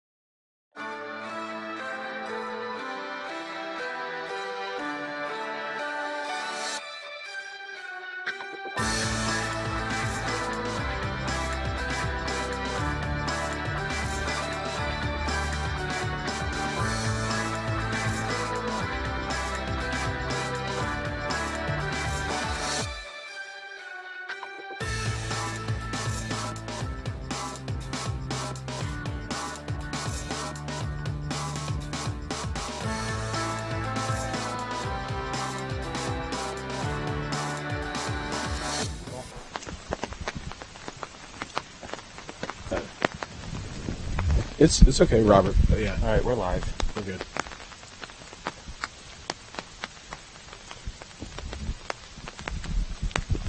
And a power forehand here by Nate Sexton puts him in really good position here on hole number 10. We talked about it at great length yesterday. If hole 9 is considered to be the toughest hole on the course, hole 10, according to par, is actually the easiest hole on the course. We should see plenty of birdie threes. Two nearly picture-perfect forehands to start off this hole. Gregg Barsby following Nate Sexton's lead here. James Conrad, however, will not be throwing a forehand. Earlier in the week, I overheard Paul Macbeth saying that if he gets a good pull on this, he feels like he can actually get up there and give himself a putt at the Eagle 2 from here. That's just a little silly. It's an extremely obscured angle and a really late turning backhand shot to get there.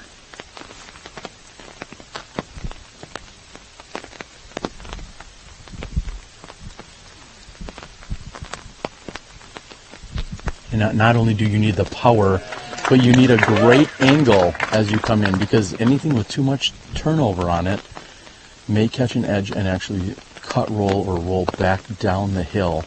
And as we know, throwing up hills, well, it's never any fun. Right, and if it's too flat, it can just cruise down the hill quite a bit farther away. And so James Conrad just put a sweet move on that. And we no doubt will see Ricky Wysocki with a power forehand here.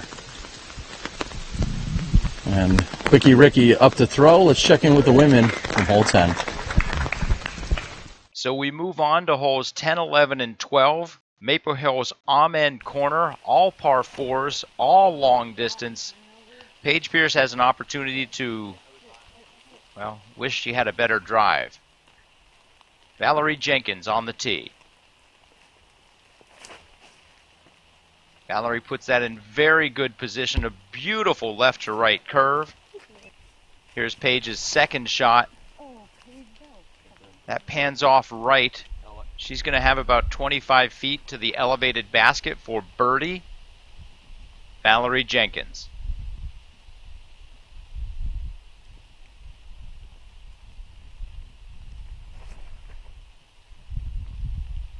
Straight as a string. About 15 feet short. Paige Pierce off the cage for birdie. Now Valerie Jenkins to take the lead. Count it. Valerie Jenkins, up, down, up. Here we go to hole 11.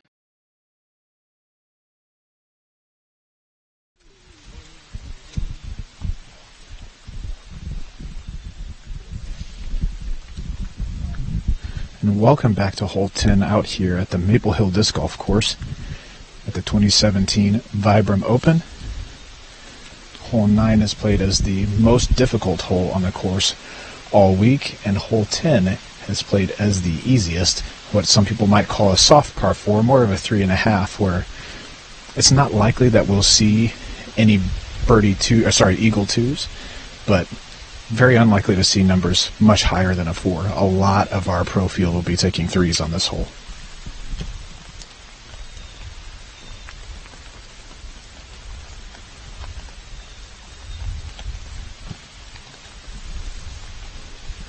Of the 3 forehand throwers, Ricky Wysocki's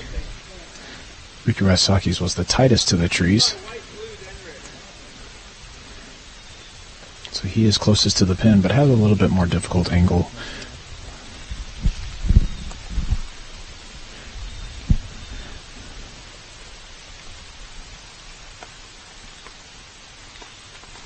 Gregg Barsby opts for his uphill forehand shot. He catches the very last tree on the left side and sits down. He'll likely be at circle's edge or a little outside for his look at a birdie 3. Nate Sexton will be next to throw, and it looks as if he's got his R-Pro dart in his hand.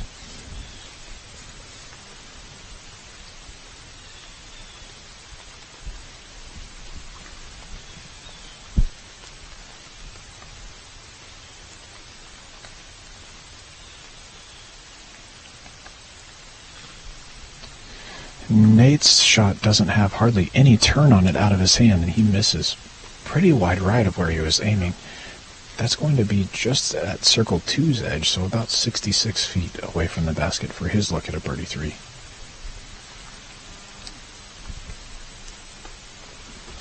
Ricky Wysocki opts for a wide Anheuser jump putt.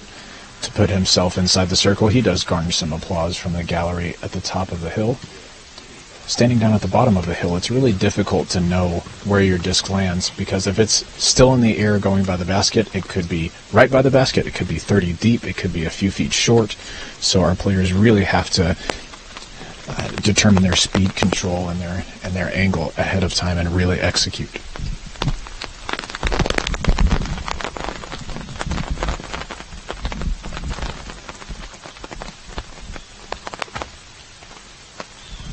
Solid approach shot there by James Conrad as we move up the fairway. A moment ago, Robert, we saw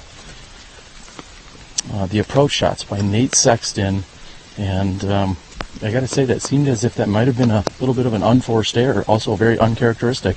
Absolutely. Both Gregg Barsby and Nate Sexton have two of the best forehands and touch forehands in the game, so pretty surprising to not see them execute this uphill, relatively open approach shot.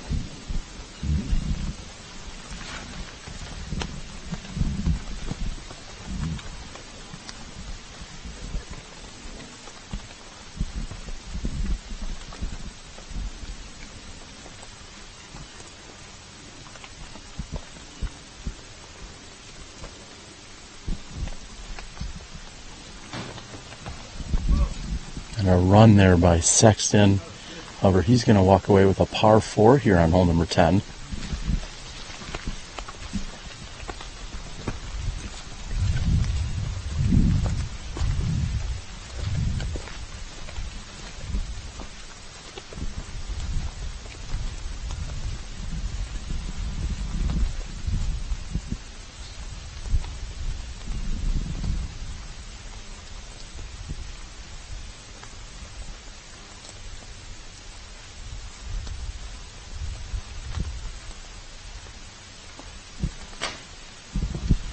Barsby giving it plenty of height. In fact, just a little too much as he hits off the top of the cage. Where we said that a 3 feels like a birdie on hole 9, a 4, while it's a par on hole 10, really feels like a bogey. I know that both Barsby and Nate Sexton will not be pleased with their approach shots and will be kicking themselves over a bit of a missed opportunity here. Ricky Wysocki converts from around 15 feet uphill to an elevated basket. He'll be claiming the birdie 3 here. And both Kale Leviska along with Eagle McMahon charging. They're sitting at 4 under for the round. We're going to move over to get the tee shots from the long, hole number 11.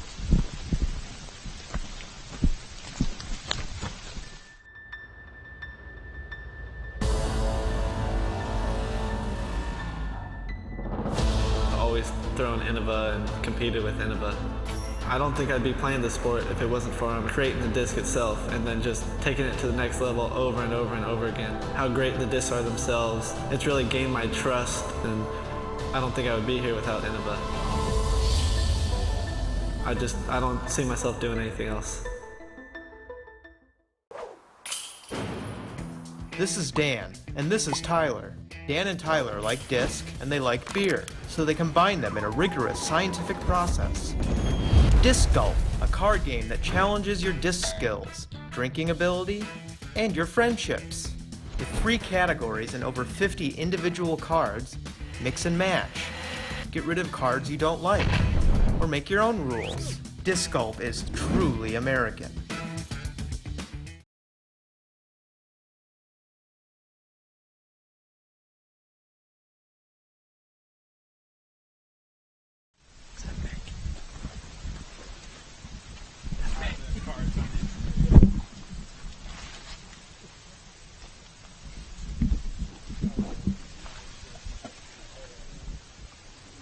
Welcome back to hole number 11, measuring in at 780 feet. And whether that's 780 feet or 12,000 feet, you really can't tell as the fog has overcome this second half of the hole.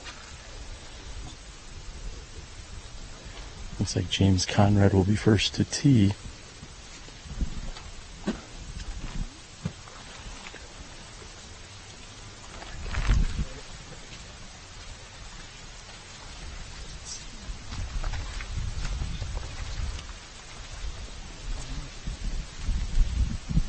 And the play here is that you get all the way over the Christmas trees that are approximately 400 to 500 feet in front of us.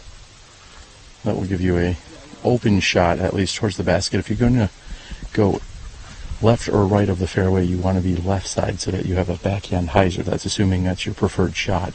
That also seems to be where the largest gap can be played from, is that left side.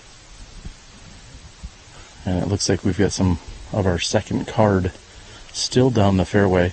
In the meantime, we see Ricky Wysocki sitting at 22 under par, Greg Barsby at 19 under, Nate Sexton at 18, James Conrad at 20.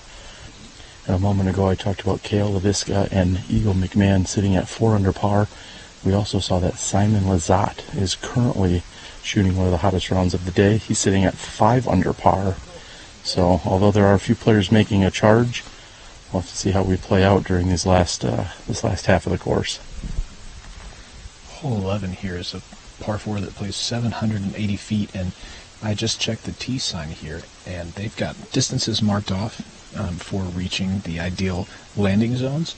And so for our players to reach the ideal landing zone, which is past all the Christmas trees, kind of in the middle of the fairway, is a 480-foot shot. Now, it is a downhill shot, but I would assume the distance probably feels and plays a lot like the tee shot from hole 1, where the tee shot from hole 1 is 475 feet to that crosses the pond straight out. And so these players, while they'll be throwing a different shape of the tee shot, will be throwing a similar distance, if not just a little bit more. I think they can get a little bit more aggressive on this tee shot because finishing to the left is advantageous, so they can just take something overstable and throw it almost as hard as they want to try and find a spot on the left to approach the green. And this is the first time we've experienced any form of backup here today. The tee times were separated all morning to a 15-minute interval, and that included the women. There was a cut to the top 12 women, which of course you've been watching that play out throughout this show thus far, and then a cut to the top 72 men. So very exciting here. If you made the cut today, you are officially getting paid here at the 2017 Vibram Open.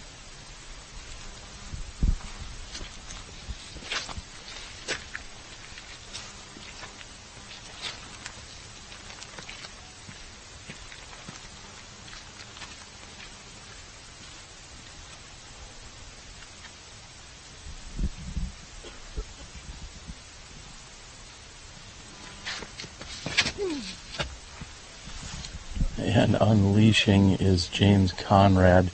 However, that is hyzering out and finishing on the left side. Virtually no turn to his driver there. Ricky looks to be lining up a little bit more of a hyzer angle.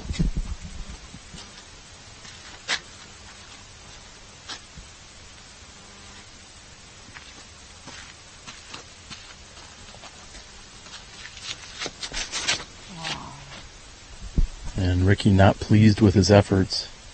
Lucky there's no ornaments on the tree near the tee here. He hasn't thrown a bad drive, it just wasn't as flat as he wanted. That was a very overstable disc, so Ricky was playing right side of the fairway to shorten up his approach shot.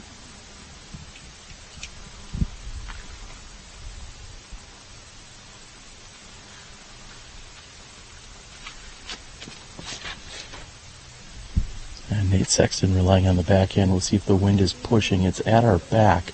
So to see that carrying so far to the right, eventually getting a gentle finish, he'll find himself right side of the fairway, setting up for a great forehand.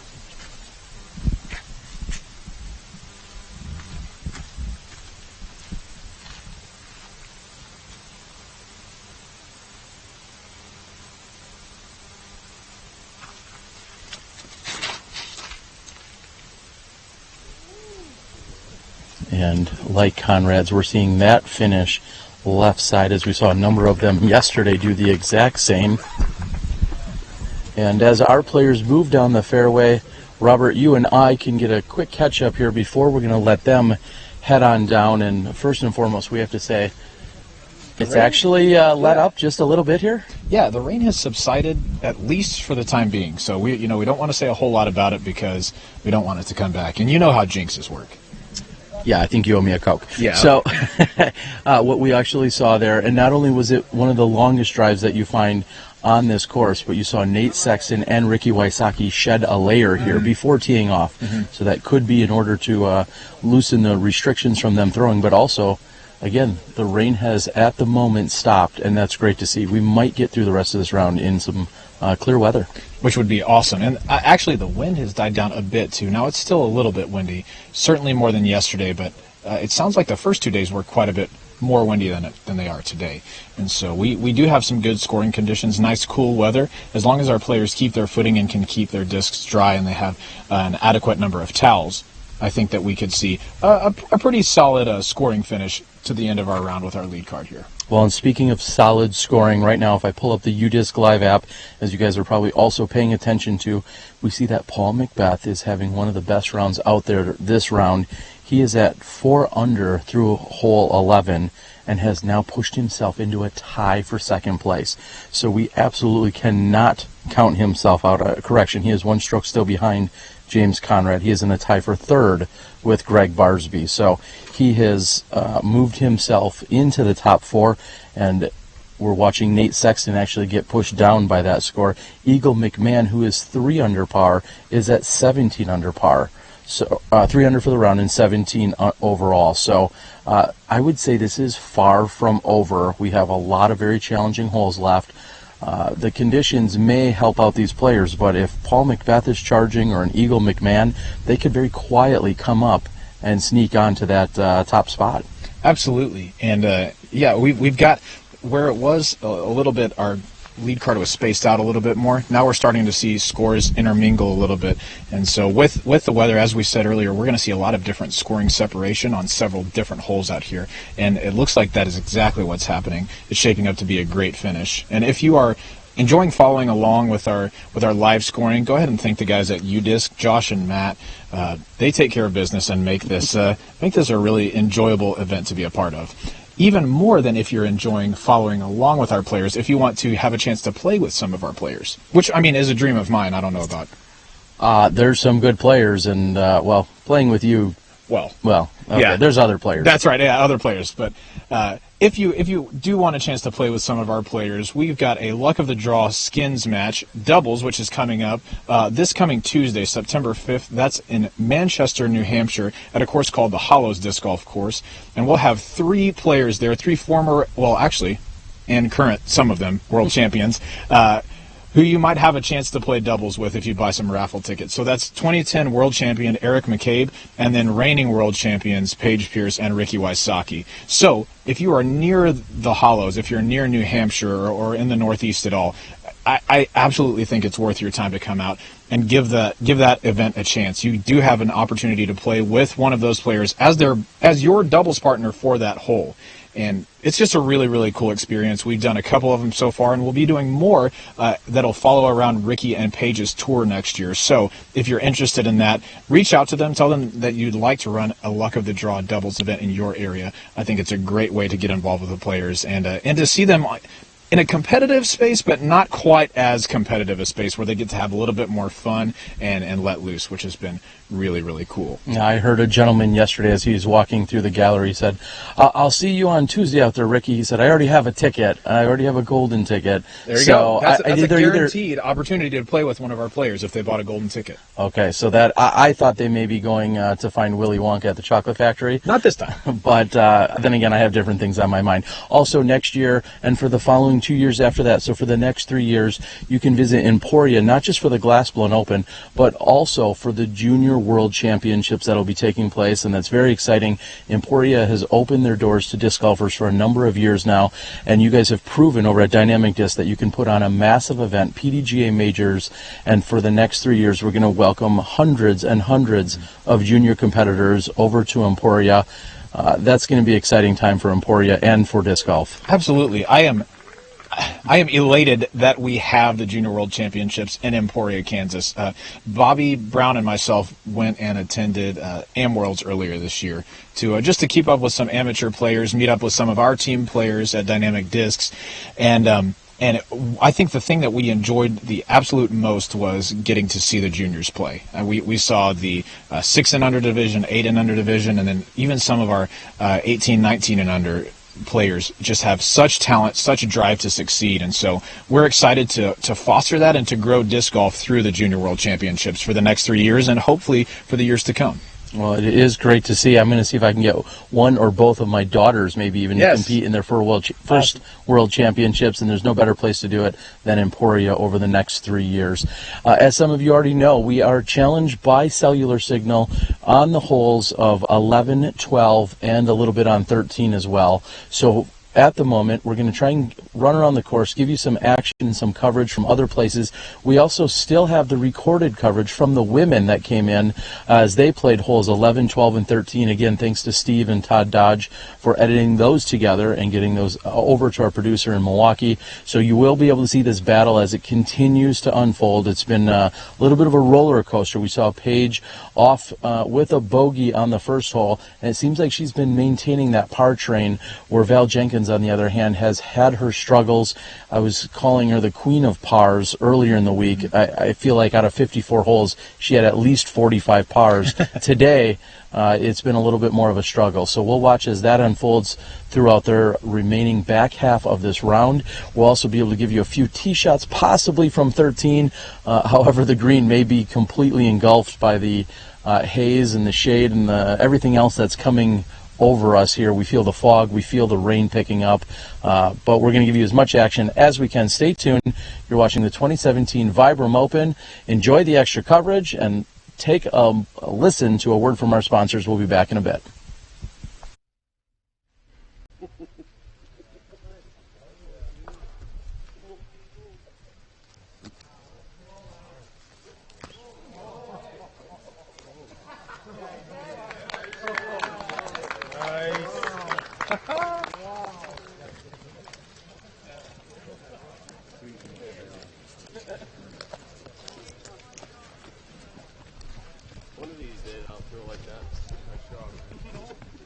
We come to the longest hole on the course for the women. Valerie Jenkins leads Paige Pierce by 1. 11 and 12 are places where Paige Pierce should have the advantage because of her distance. Valerie puts that out to the left. Paige Pierce. Kaboom! That is a beautiful left to right Annie. Or not even an Annie, just a big left to right. She overpowered that disc and made it get down the fairway. Yesterday, Valerie Jenkins took her second shot. Here's Katrina on the tee. Took her second shot and put it left of the pin. She had a nice up and down to save the par. And Paige Pierce had an opportunity at birdie. So this is a hole where Paige Pierce could take the lead. Here's Jessica Weiss on the tee. A nice drive by Jessica Weiss. She seems to be playing well, but she's not putting very well today. It's got to be cold hands. It's 54 degrees, rainy, a little bit of wind. Here's Valerie's second shot. She leaves that well short to the left. She's got about 120 feet to get to the pin, and Paige Pierce is attacking. And she's rolled about 35 feet away. A very tough break for Paige Pierce. She gave herself a good opportunity at the birdie until that roll. Valerie Jenkins puts it about 20 feet away. She should be able to card that par. And Jessica Weiss for birdie.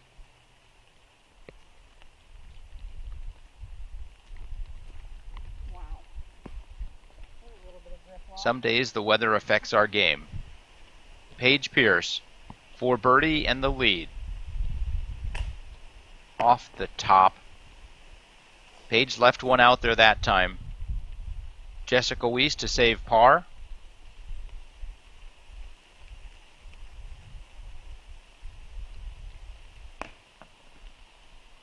Let's call that a bogey. And this is Katrina Allen after a great drive and another great upshot. This is for birdie.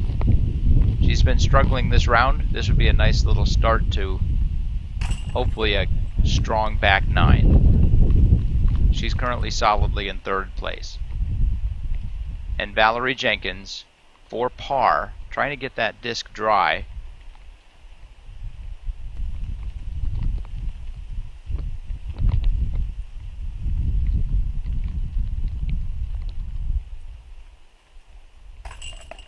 In. So we are moving on from hole 11 with Paige Pierce missing the opportunity at a birdie and Valerie managing to save the par. It feels like the momentum has swung and it's just a matter of time before Paige takes over, but for the time being, we are all tied up with 7 holes to go.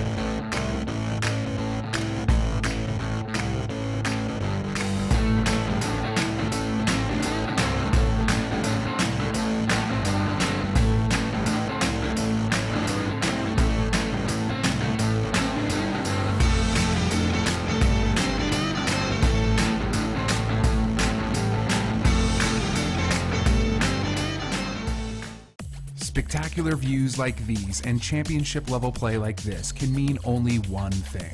It's time for Fall Fest at Smuggler's Notch Resort. 2 days of disc golf, craft beer, mountain biking, and rock climbing. Featuring live music from Cat Wright, Red Barat, and more. Also the 2017 Discraft Green Mountain Championship, the biggest disc golf event in New England. Special group rates on lodging are available. Call today and stay while you play.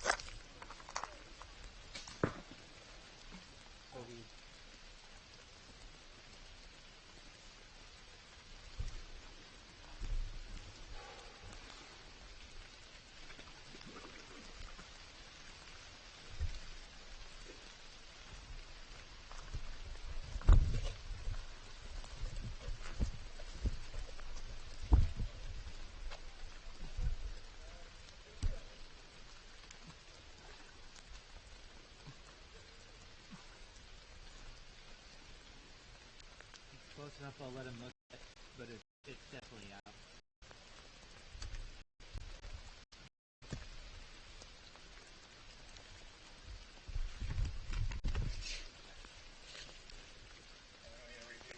What? And we advance to hole 12. Valerie Jenkins clinging to her one-stroke lead over Paige Pierce. She puts out a good tee shot that's going to clear the trees, and she's going to have a really good look at the alleyway going down to the pin just over that rise. Paige Pierce knew she put that too high. It hangs off way left. She was hoping to have a good look at birdie on this. Instead, she's going to have a difficult up and down. Valerie Jenkins' second shot into the maw. She will have a relatively easy up and down for the par. Paige's second shot gets knocked down. It was a little tight left. Here's her third shot looking right down at the pin. Puts a little bit too much follow through on that. It comes out to the right. She's got about 35 feet to save par. And this is Valerie's third shot on this par 4 hole 12. Under the pin. So it comes to this. We are still tied through 12. Coming up on hole 13, one of the most difficult holes on the course.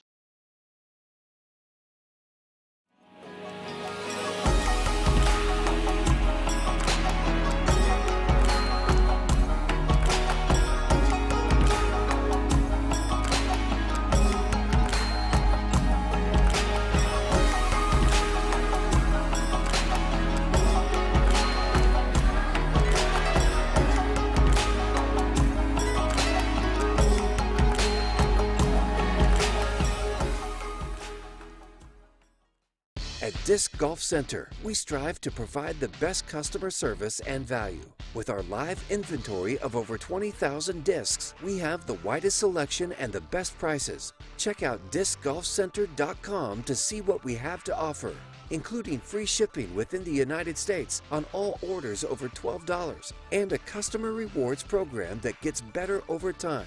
Visit discgolfcenter.com, the world's largest disc golf store.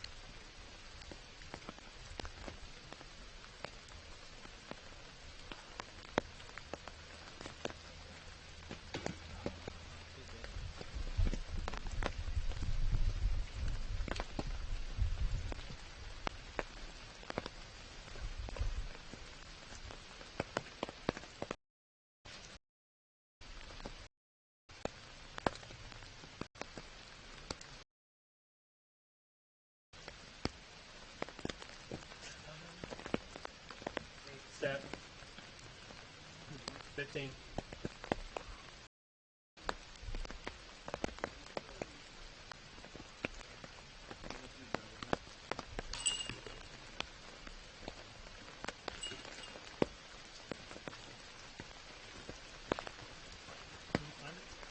Yeah, well, we didn't want to move it.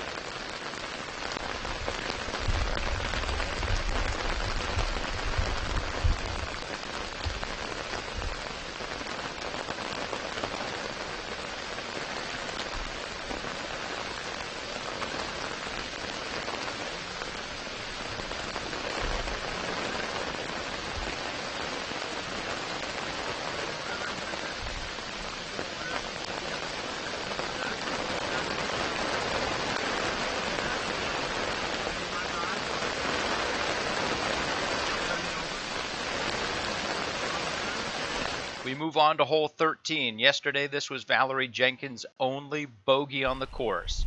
She leads Paige Pierce by 1. And the wind says no thank you. She is in trouble on hole 13. Paige Pierce puts that a little bit high. It drifts off to the right. It's going to fight through. She actually has a look at birdie from about 35 feet past the pin. And we do a quick jump to Katrina Allen, who shows us how it is supposed to be done. You see the rain coming down in sheets. Katrina Allen's second shot. Birdie! Nice little dance by Katrina. Here's Valerie's out. She wants to be to the right of that big tree and as close to it as possible. That was not a good out. Here's her third shot, which also fails hard left. Paige Pierce misses the birdie. This is Valerie Jenkins to save bogey.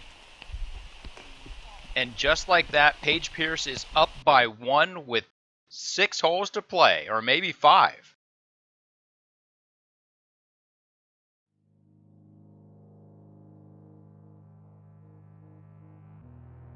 I feel for anybody that has bad days, just because we all have them. So I always try to like tell people, like, you know, let's just keep going, keep moving. It's just one shot. The same thing I would tell myself.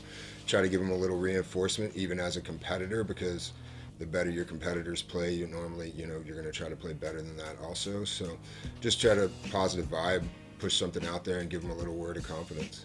I try to encourage them. It's tough. It's really tough because we've all been there, where, you know, you kind of get into this cycle of despair.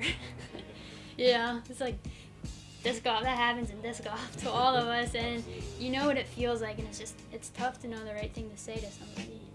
It's just a situational thing. If it's one of my best friends, I'm going to try to help him out and be like, hey, come on, man, you got this. And if it's someone I don't know, I'm kind of just going to be like, well, I mean, you're kind of on your own. I don't know you. I'm not going to approach you like, hey, you got it. You know, it's a hard thing to help someone with when you don't know them. Can that affect your game when it happens? Yeah. I mean, there's people who freak out all the time and are known for that. And it affects people in the group, but sometimes you just have to look past it and just worry about yourself and let them do what they're going to do, because they're going to do it no matter what. Sure, yeah. I mean, I actually, like, I'm a big advocate of kind of like a good mojo amongst the group and how that can positively influence everybody. So I always try and root for everybody on the card. I think if you're ever in a position where you're rooting for somebody or not rooting for somebody, and then they do good stuff, it can negatively impact you. And so it's always about trying to keep a positive energy on the card, and, you know, ultimately all moving up on, you know. I actually think that's a really important thing, and people you're playing with and everybody staying positive, getting along, rooting for each other, that kind of feeling that everybody has, I think, leads to success. No, 5. 5-13. Okay, that's what it's supposed to be. It's worse. And thank you for rejoining us here live on the tee of 13. We're going to do our best to give you the tee shots before we then move over to the tee of 14. I just heard a moment ago our entire lead card carding 4s on hole 12, and the conditions have made a significant turn for the worse.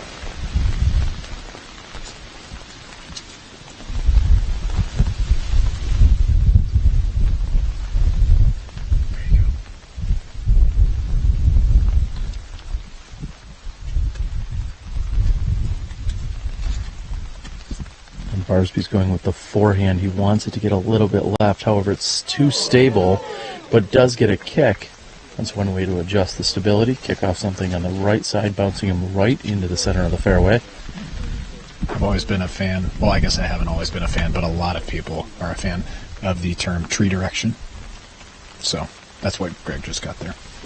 I thought you were more of a One Direction fan myself. Yeah, boy bands are kind of my jam, personally.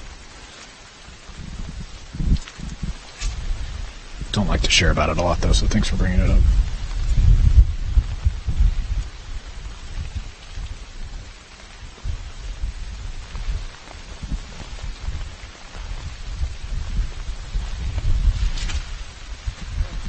And I'm not sure if that was a slip or not, but that is headed straight left by James Conrad. He was feeling his palms afterwards.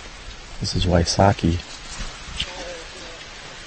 he also feels as if he slipped, and we're seeing that take a goofy turn, hit off the tree, then cut roll to the right, and it was almost as if the sun came out of nowhere. Well, there's not really sun, but a bright light. I'm not sure if we have a backwards solar eclipse. I don't know. It got much brighter, did it not, Robert? Yeah, I mean, just in the last few seconds. Nate Sexton's throwing a beautiful Firebird shot. Just a late kick. That's fine, though.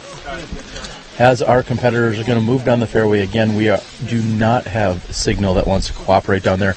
And it can weird brightness about us. A few moments about it with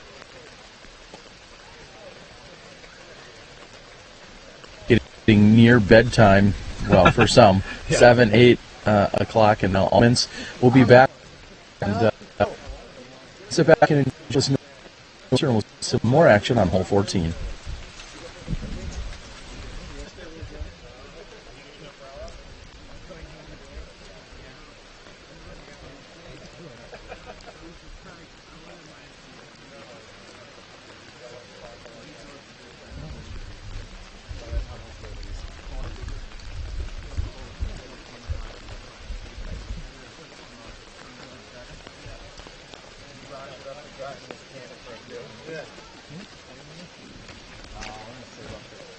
And we go to hole 14. For 66 holes, Valerie Jenkins has held the lead. And here we are with 5 to go. And Paige Pierce leads by 1. She has got some pop. And that disc is 25 feet short. Sorry, 25 feet left. She's got a 25-foot putt for birdie. That's what I meant to say. Anyway, let's get to Valerie on the tee once she gets her disc dry. Here we go. Valerie Jenkins puts it up. That fades left. She's going to have about 35 to 40 feet. And here's Jessica Weiss on the tee. Trying to thrill us with an ace run. Oh, just short. A great run by Jessica Weiss. After 2 layups, Valerie Jenkins has this for par. And Paige Pierce for par. And we are moving on to hole 15. Paige Pierce with a 1-stroke lead.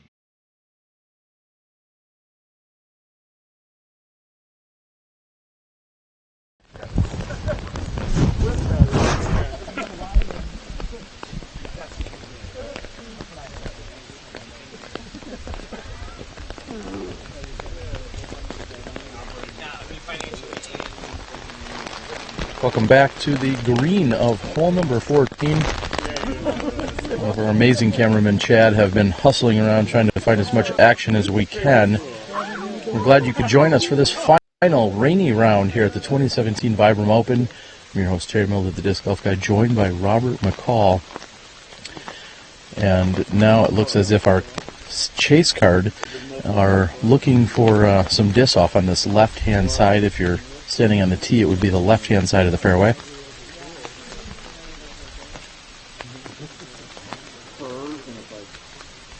We have certainly seen our fair share of shortened tournaments over the last now year. Of course, things kicked off really with the controversial call over at the USDGC. Well, controversial by some. If you were smart and considered safety, it wasn't maybe so controversial. But the USDGC, of course, shortened, giving Big Germ his, well, we'll call it a win.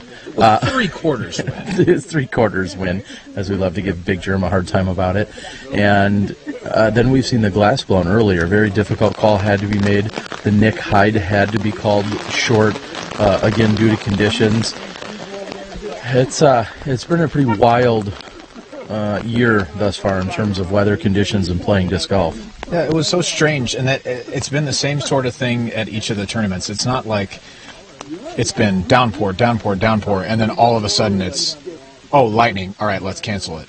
At Glassblown Open this year, our first day of competition was picture perfect. I mean, perfect temperatures, hardly any wind, which is not what happens usually at the Glassblown Open.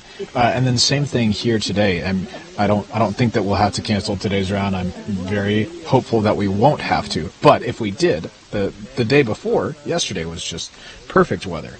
And so yeah, it's been strange that a storm or lightning or whatever it is just rolls in and cuts the event short. Important for everyone's safety, but frustrating nevertheless. Well, and it has been crazy to see that it's been happening during our final round of competition as well. The Nick Hyde, again, the final round taking place over at the USDGC. Same thing to be said of Glassblown. All of those days, it was what was to be scheduled as the final round of competition. So, pro tip this year, if you want to win, just make sure you're leading by the end of the second to last round. Yeah, and earlier in the year, people were saying that's the only way that Paul McBeth could win. And, man, those people were smart people because he hasn't gone on and won several tournaments and, reproved his dominance.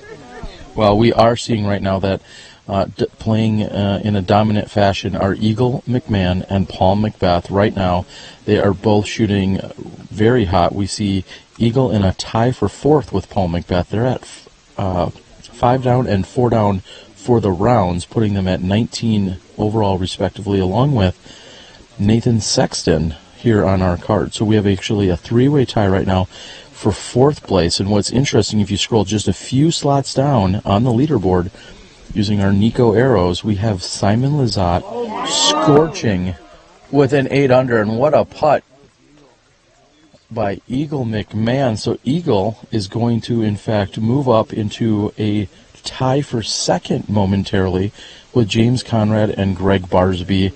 That's an absolute death putt, by the way. Just staring at the water. Any miss goes in the water, and Eagle has no fear and just jams it.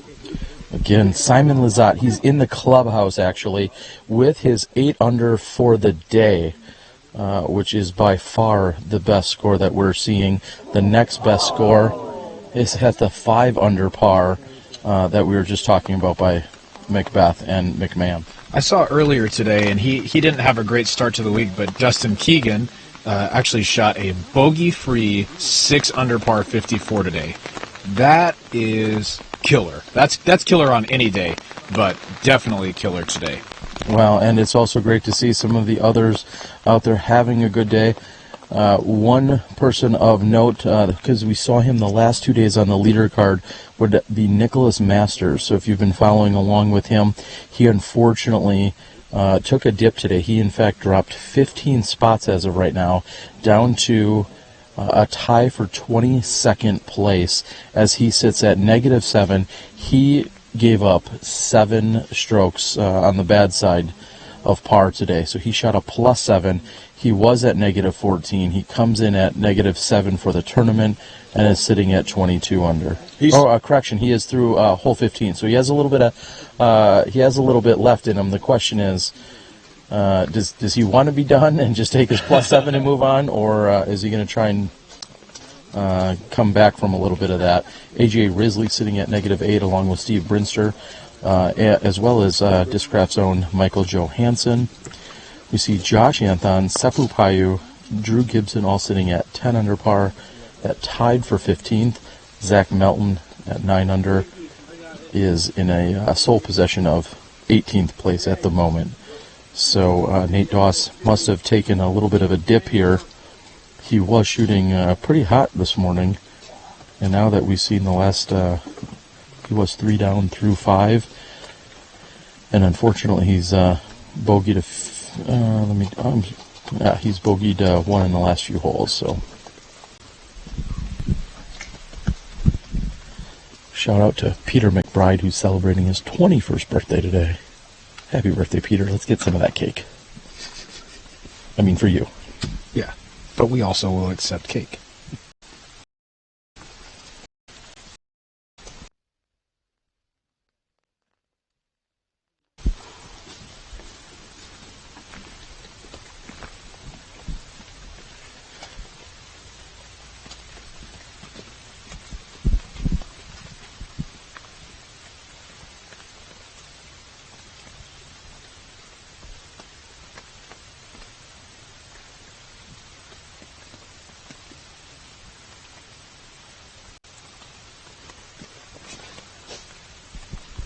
And Sexton with a backhand. He's going to find the inbounds area. He's going to be short, but he does find the inbounds area on the left side. Second to tee will be Gregg Barsby.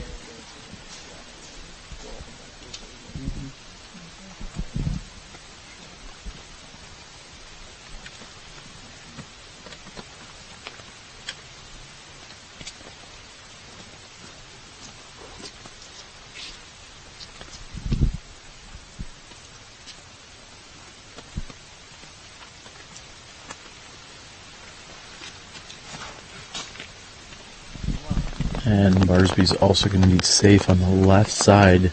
That is pushing hard, similar to where we saw Sexton's go.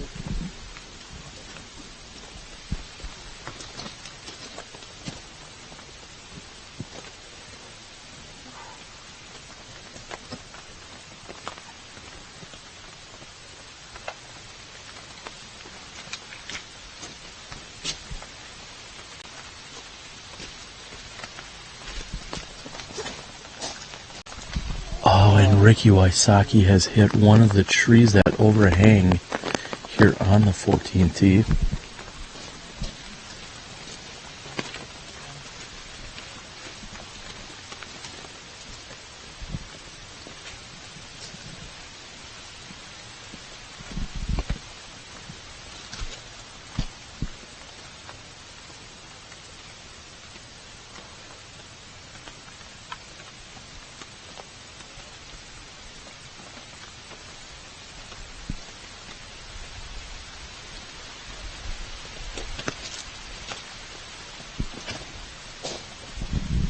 James Conrad trying to bite off a little more than his fellow competitors. We're going to see Ricky Wysocki move to the drop zone. We're going to be back with you in a few moments after a word from our sponsors.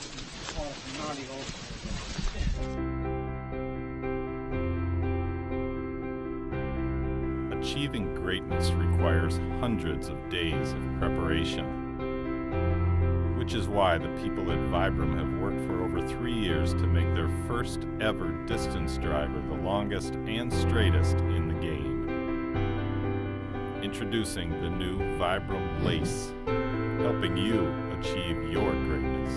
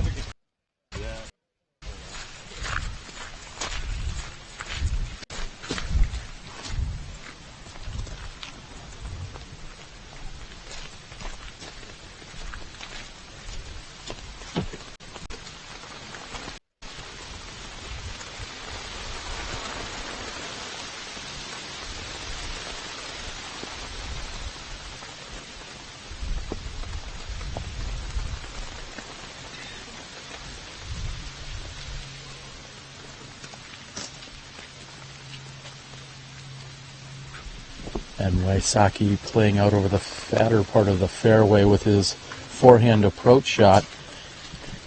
And one's got to say that right now, with the penalty here on hole 14 and what looks to be a bogey 4, he has officially just opened the door even further for Eagle McMahon, who is charging hard from the second card, for Eagle to come up and try and catch or get a piece of the lead here. Things continue to heat up, even though we're freezing and standing in the rain out here at the Maple Hill Gold Course. A moment ago you saw Mark Wysocki out fetching the disc out of the water.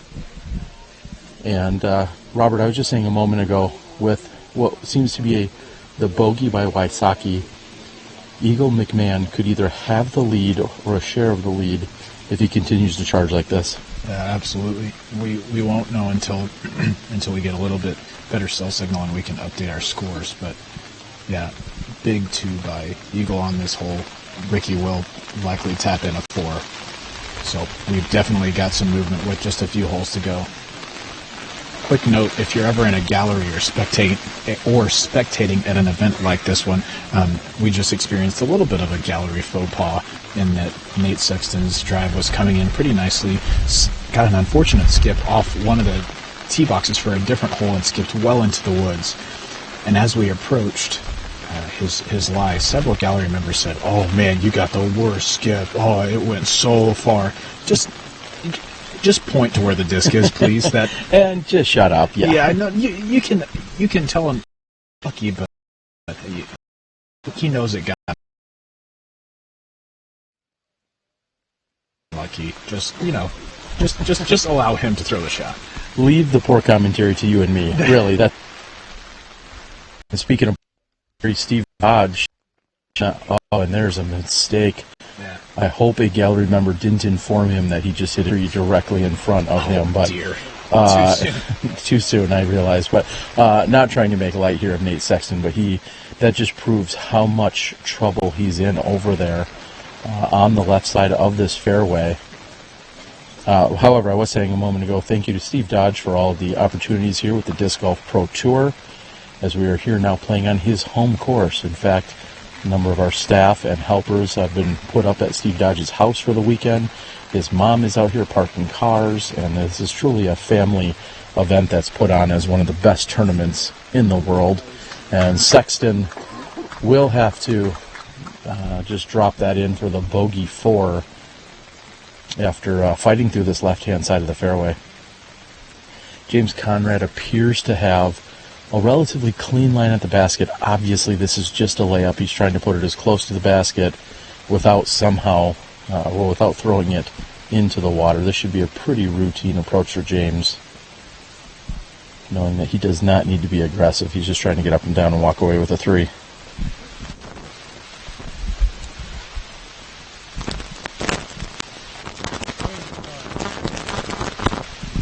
I would have loved to see that get about 5 to 8 feet closer. Yeah, that's relatively close, but you would have loved just a little head knocker here. Yeah, routine 15-footers can feel a little bit more daunting. So anything close to the basket, I mean, this is like a John Madden saying, anything close to the basket is good, but it's especially good today.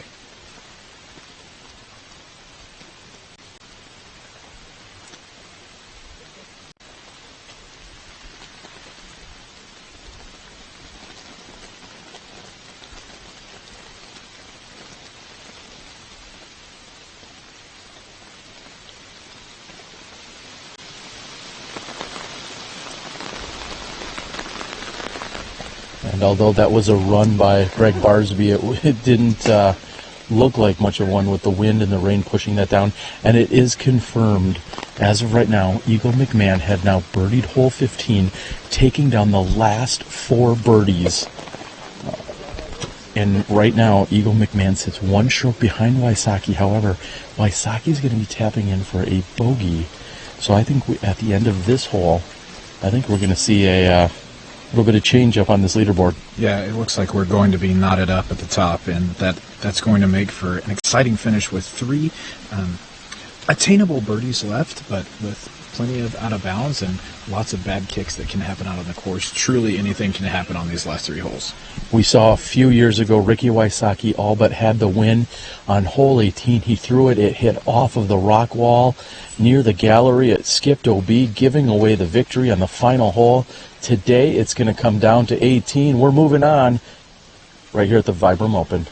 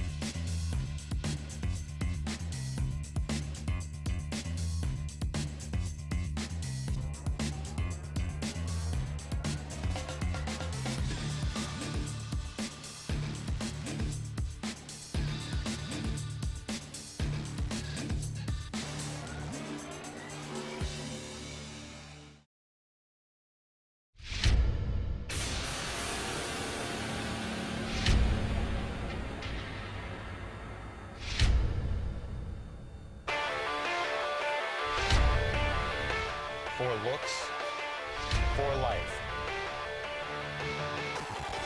for length.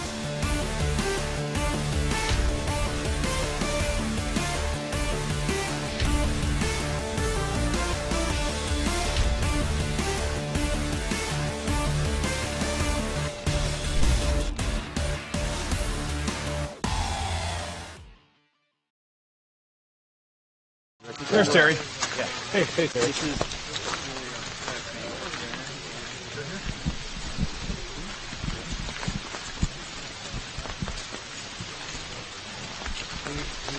Welcome back here to hole number 15, measuring in at 325 feet.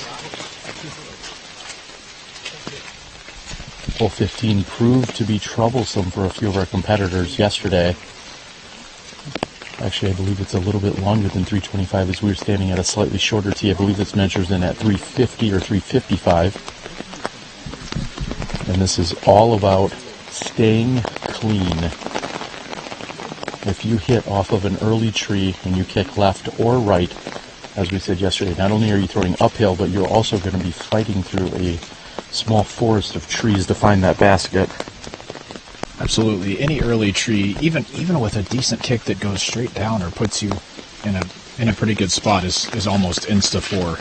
It's just so difficult once you're down in the valley to get up to the basket and navigate the trees that are so close to it.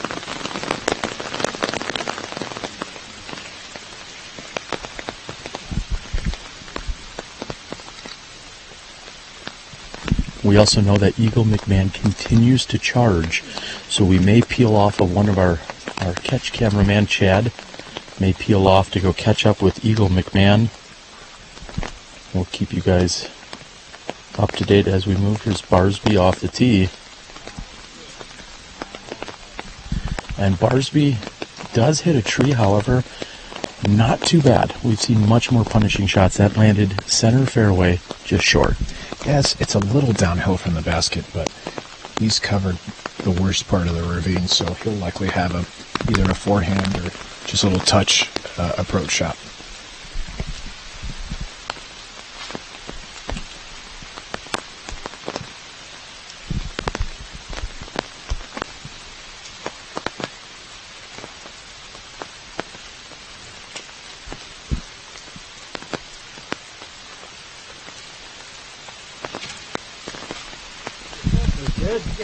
Oh, and James Conrad hits the exact same tree.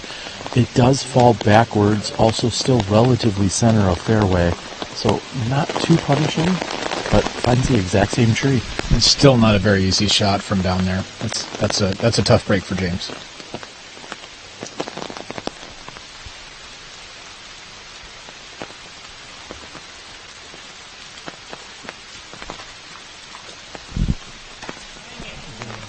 And the tree just left of the previous two shots was now hit by Sexton. This is Ricky Wysocki. And Ricky opts for the forehand, or for the backhand for the first time this weekend. Seems to be the good play. He's driving all the way up to the basket, trying to keep Eagle McMahon at bay. We'll be back in a moment after the women on 15. We move on to hole 15. Paige Pierce now leads Valerie Jenkins by 1. Katrina Allen is just 4 shots behind Valerie Jenkins. Paige Pierce tests the tee.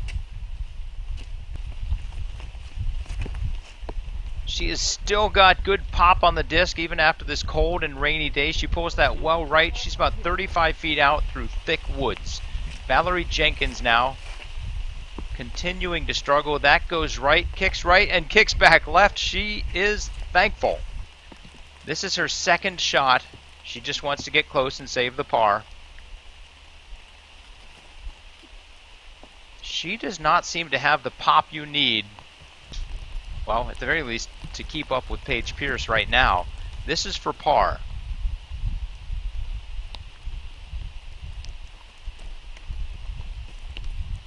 Valerie Jenkins will be carding a bogey, presuming she can hit that save.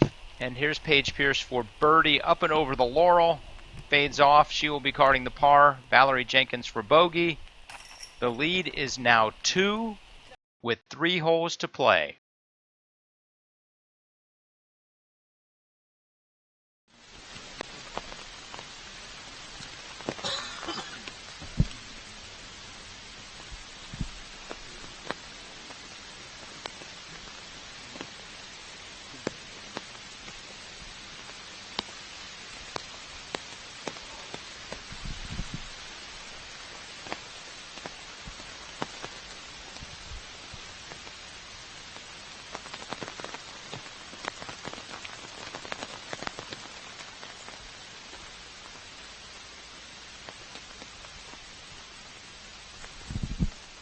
James Conrad is first to approach. However, he hits one of the trees, still center fairway, and Conrad is going to give up at least a stroke here, possibly 2 to Wysocki if Wysocki can convert. However, we're still looking at Nate Sexton as well as Gregg Barsby, who both are going to have very difficult approaches. Eagle McMahon is charging on the second card. Paul Macbeth is still within contention, just 2 strokes off with 3 holes to play. We couldn't draw this drum up any better. Well, I would leave the rain out. Yeah. I'd leave the rain out, and I'd get, probably better commentators as well. True. I mean, self burn, but also you burn. So mission accomplished.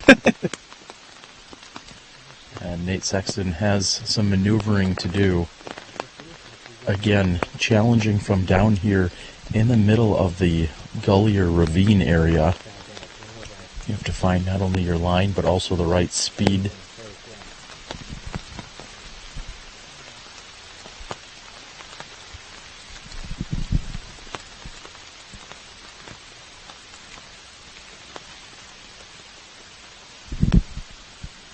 And that looks to be a really good shot by Nate Sexton.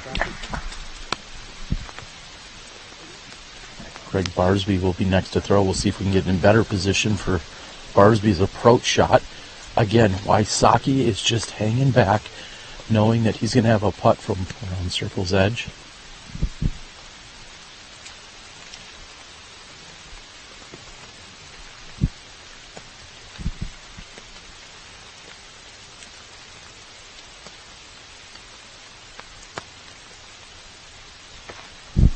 Barsby also catches a tree. Who wants it more here, Robert? We're trying to find out right now. These, as we said, these upshots are, when they're down the hill, it's just so hard to gauge your distance, and there are tight gaps once you're off the center gap of the fairway.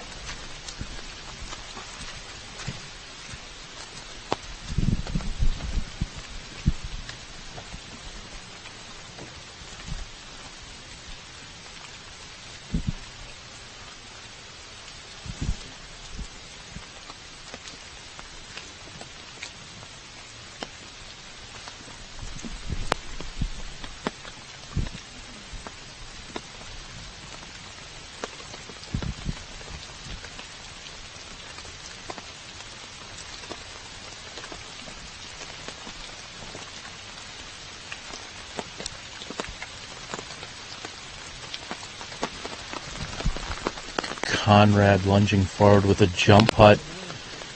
Again, hole number 15, just like we saw yesterday, coming out and showing its teeth here for these competitors. Eagle McMahon, however, putting on hole 16 here in just a moment. This will be to save the par.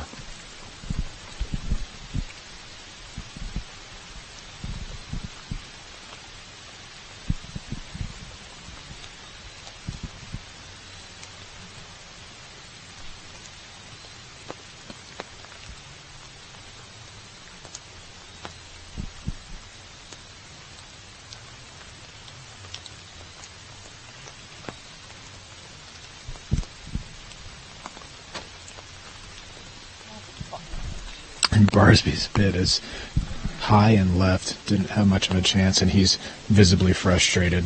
He'll be left with about 15 feet for his bogey. And like we're seeing here on 15, the bogey train has hit Eagle McMahon on 16. We're going to see where that's going to place him. So as Ricky and Eagle started holes 15 and 16 respectively, they were tied. As soon as Ricky taps out, or Ricky putts here on 15, and Eagle completes on 16, there may be a 2-stroke difference.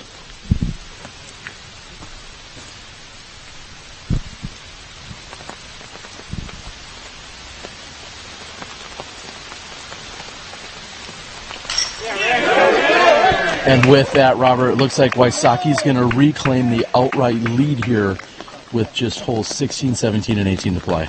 Absolutely, but we heard a roar from the crowd just a minute ago. If that was a big putt from Macbeth, maybe for a deuce or something, I mean, he could be within a stroke or two.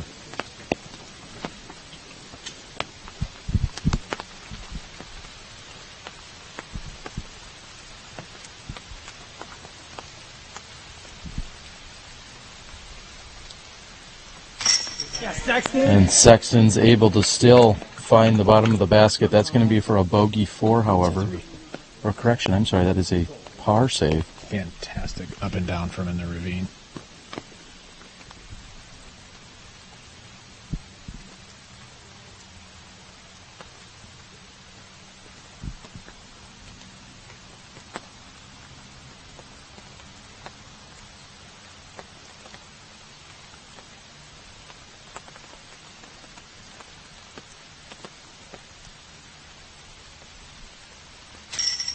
And a solid putt here by James Conrad as we're moving into the later portion of this round. Everyone's still maintaining composure, making the putts inside the circle, and those are going to be crucial because that could determine a difference of hundreds, if not thousands of dollars here.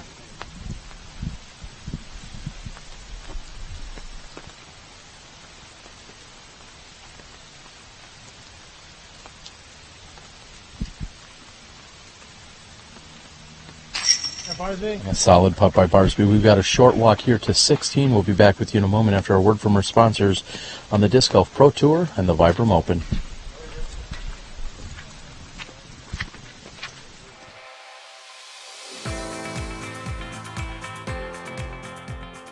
For me, it's time with my friends.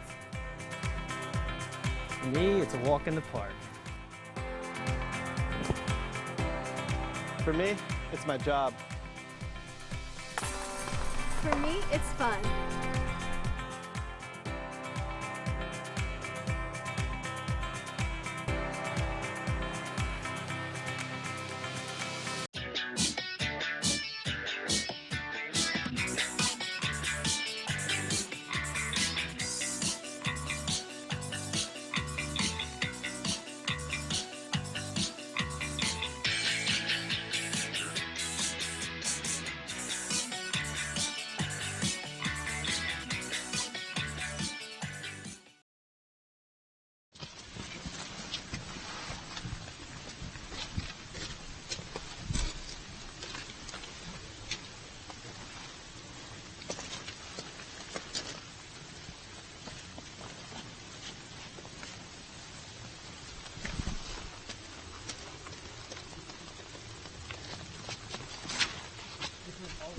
And trying to move up the right side gap. It looks like it's turning late. We'll see if that has enough to hyzer back. And Ricky Wysocki's happy with that shot. I think you and I would be happy as well, Robert. Absolutely. He, I believe he was trying to play a hyzer flip up the middle and got to the right side of the fairway, but leaked through a whole lot of the trees. So looks like he'll have a fairly easy up and down for his par 3. Maybe a long look at it too. Sexton confirming he's second to tee.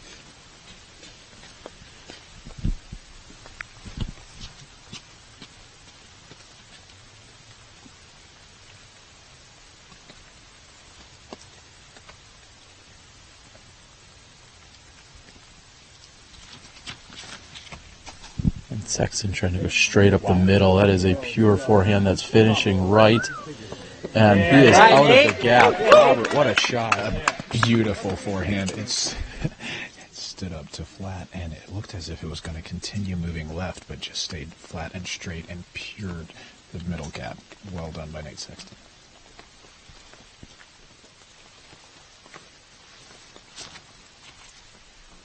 Barsby's is short, but it does get a great skip off the hillside. He's still waiting for it to go left.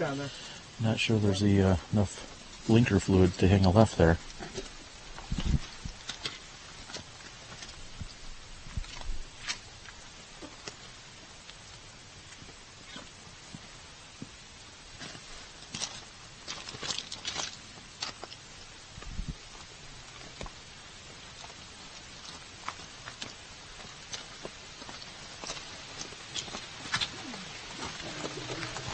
And putting everything into it, trying to push through that left side, kicking out as James Conrad will be back in a moment after the women play hole 16.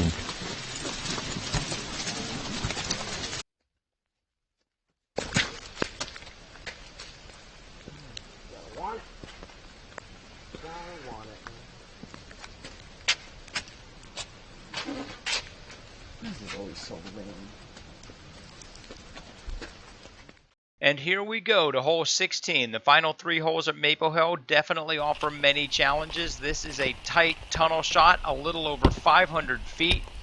Paige hits an early tree, goes right. She will have a very difficult up and down for the 3, which would be a birdie. And that gives Valerie an opportunity here.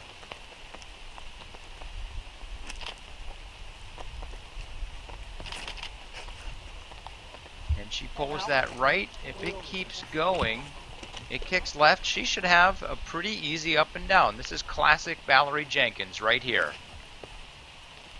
A beautiful little left to right. She sets it within 12. That's an easy birdie for Valerie Jenkins. And Paige Pierce with a very tricky upshot.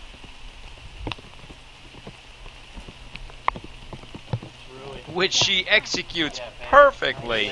Very well done. These 2 ladies will be carding pars. Valerie with the par. Paige, par. We're moving on to hole 17. Paige Pierce leads by 2.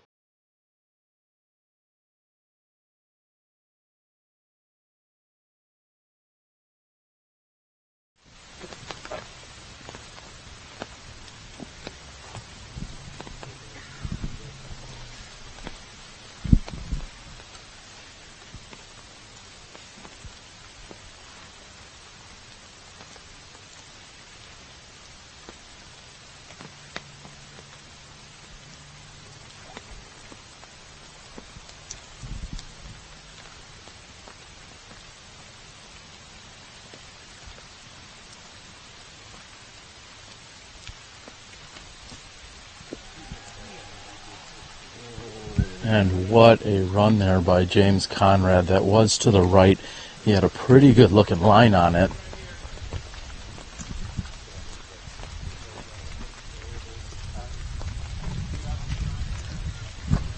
I'm going to go ahead and say right now, Robert, that if Ricky Wysocki could convert on a birdie here, he might be able to walk this in.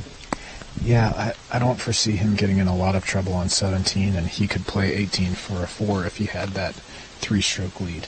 So this would be a fantastic birdie to get. This was a great group of drives by our gentlemen today, by the way.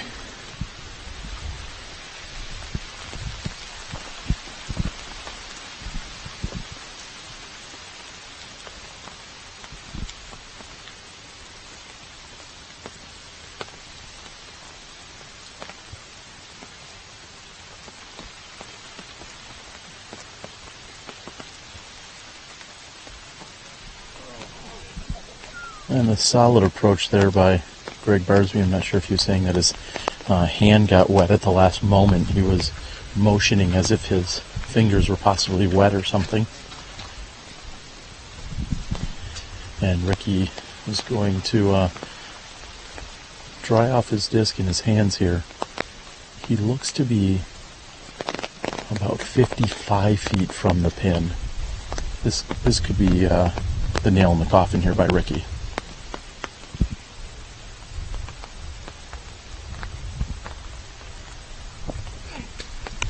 And short.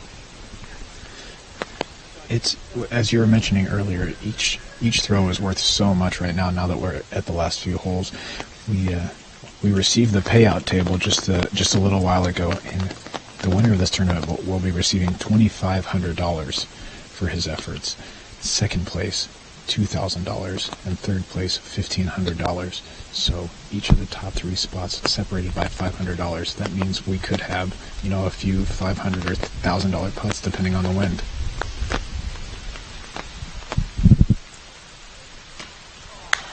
And Sexton just off the front. He needed about 3 more inches of height to be able to convert on that great drive.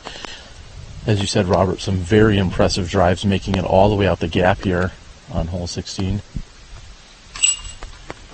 Sexton will tap in. The rest of the card will tap in. We're going to see 4 pars here on hole number 16. Ricky Wysocki with a 2-stroke advantage, but Eagle is putting for birdie on 17. We'll be back in a moment after a word from our sponsors.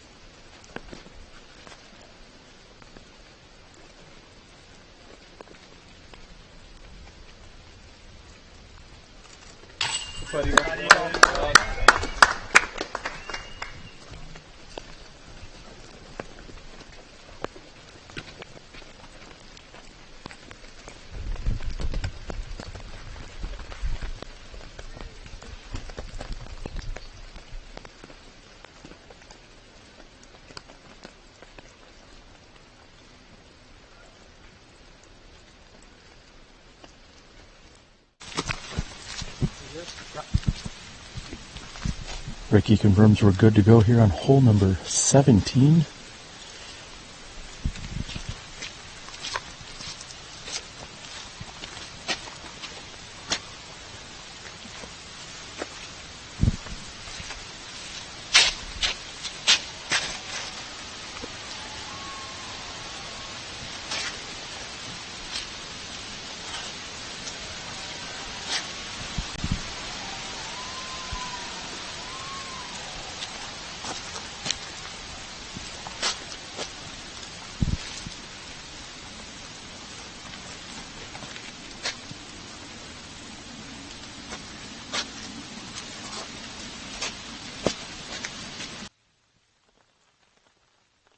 Let's see how the women did from the shorter tee earlier on 17.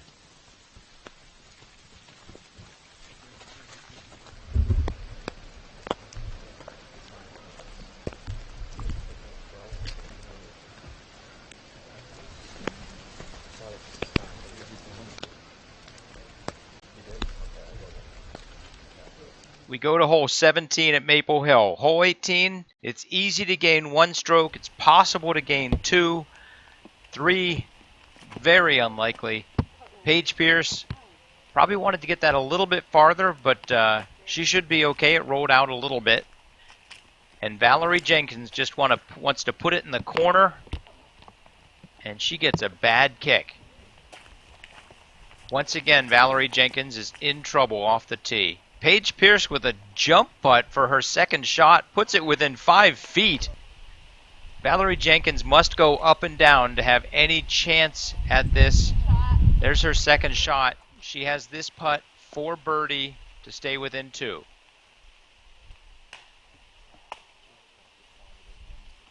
That is probably all she wrote. Valerie Jenkins for par. And Paige Pierce will go into the final hole with a 3-stroke lead. If she plays it safe, it is basically insurmountable. She is a 3-time champion here at Maple Hill. And it looks like in about 10 minutes it might be 4.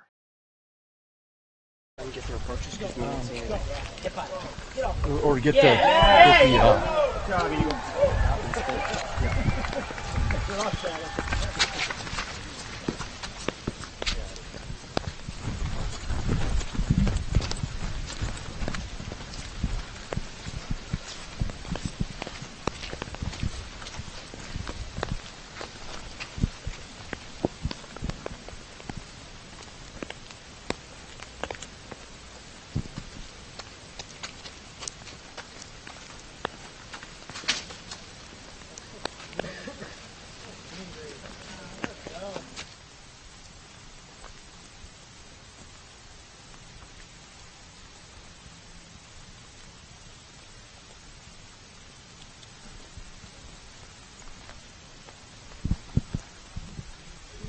landing just outside circle 1 is Nate Sexton's approach shot.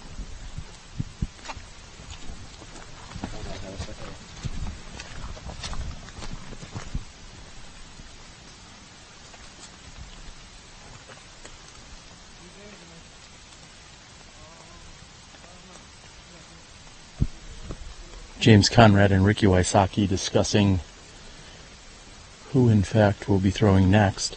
We also heard a moment ago that Eagle McMahon had thrown a crushing roller on hole number 18.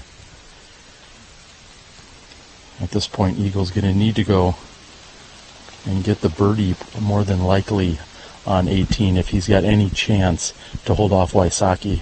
Wysocki's in great position to birdie here on 17.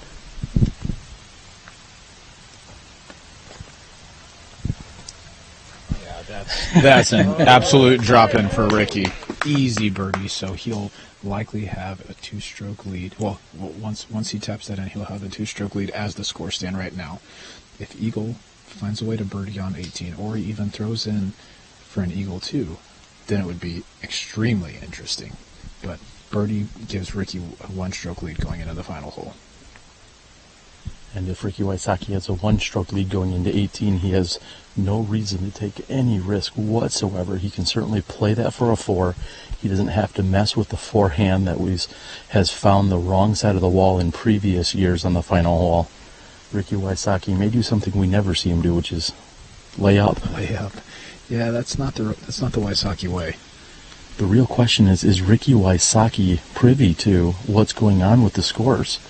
Yeah, and I'm not sure. I'm sure that he'll ask by the time we get there, but I don't know if he has any idea right now. We just saw a mistake here by James Conrad. He was just really in a bad position, trying to fight around this corner and get as close as he can to the pin. And that may effectively end James Conrad of any chance whatsoever of being able to take down his second Disc Golf Pro Tour event in a row.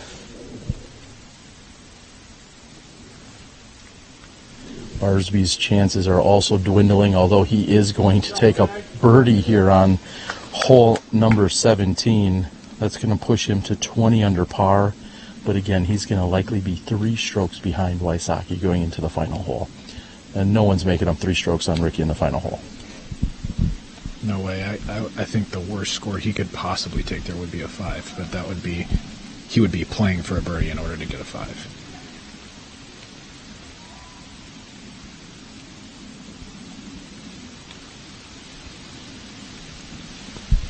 Conrad's going to lay up to just short of the pin.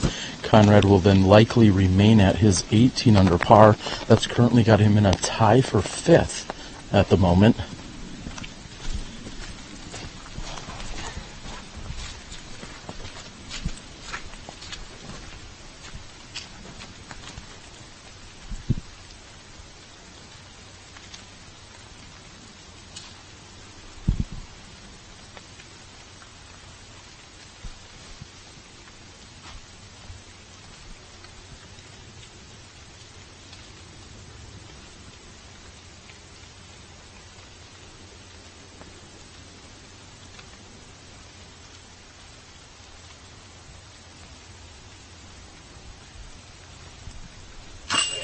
And what a putt by Nate Sexton.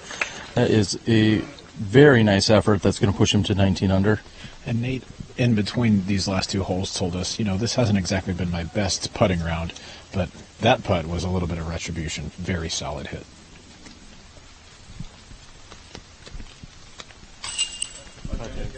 Conrad will take the par.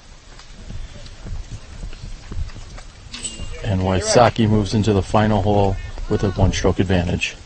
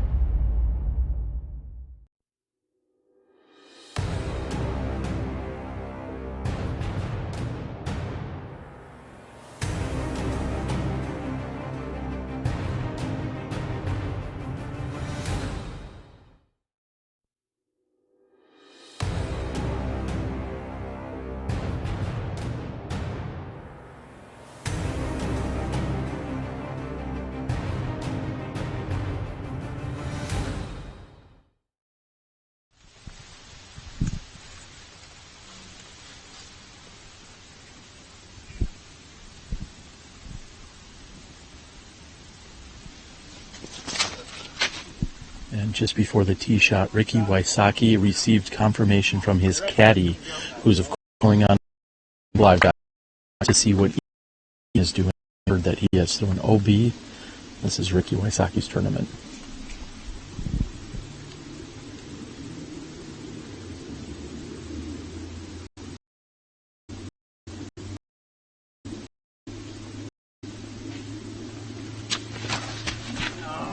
Sexton's cut it short, but he finds a little gap and it keeps moving.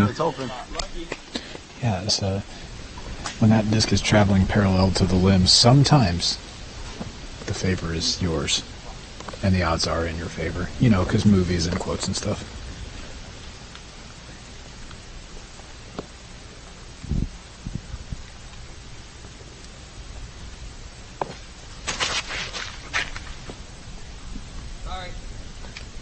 And Barsby has an early release which pushes left side fairway. Speaking of movie quotes, I think the only one that Wysocki knows is "If you ain't first, you're last." And he's going to apply that this weekend. I want to go fast. That's what he said. Yeah, I just couldn't left to that sign.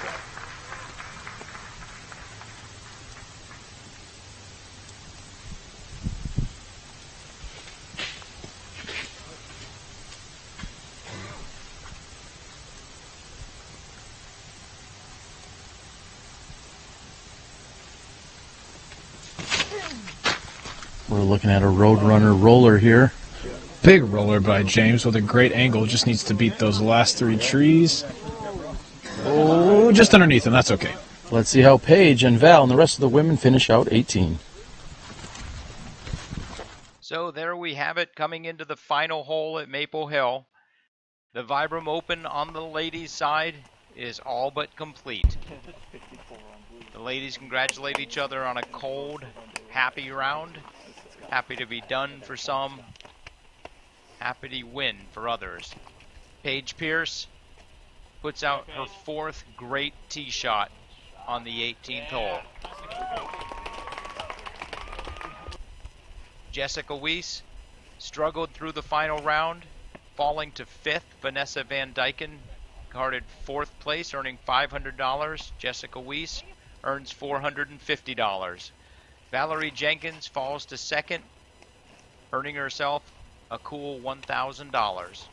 All in all, a good showing.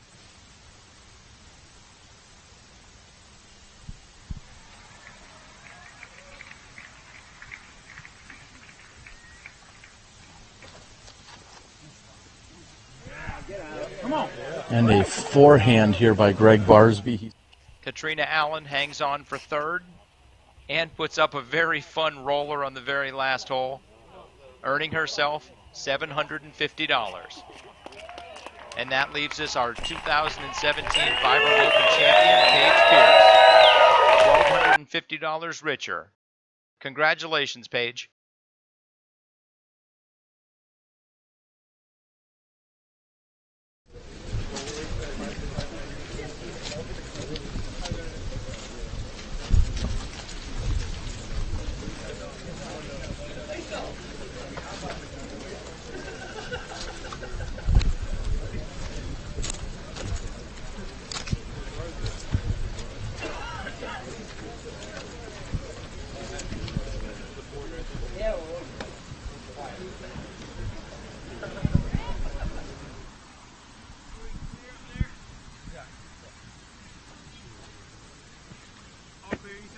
Yep.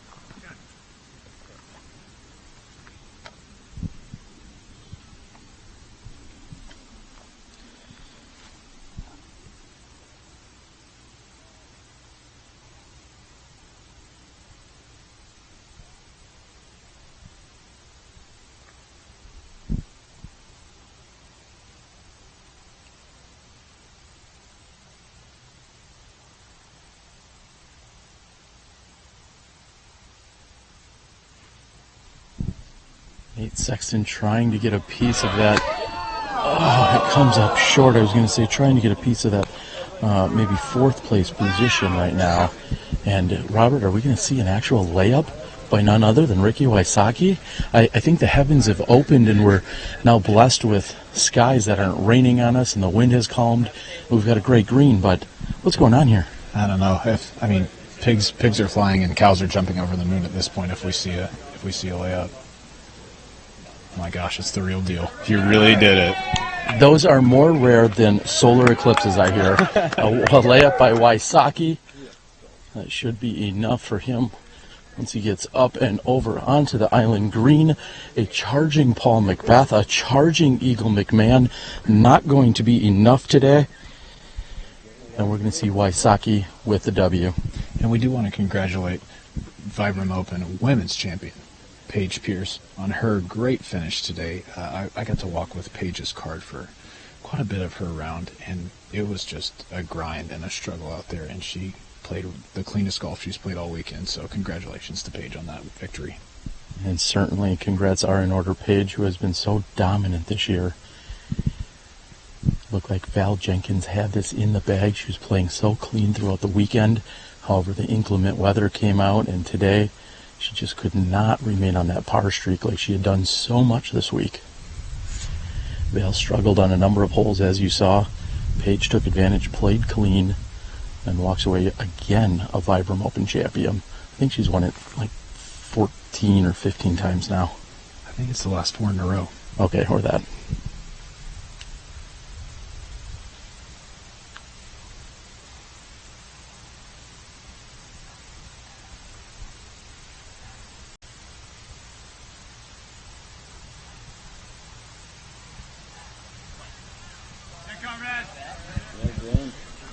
And with what looks to be a potential bogey, Nate Sexton will likely fall back to 18 under par. James Conrad will more than likely get up and down and also just take the par here. I think it's going to come down to what Gregg Barsby has in store.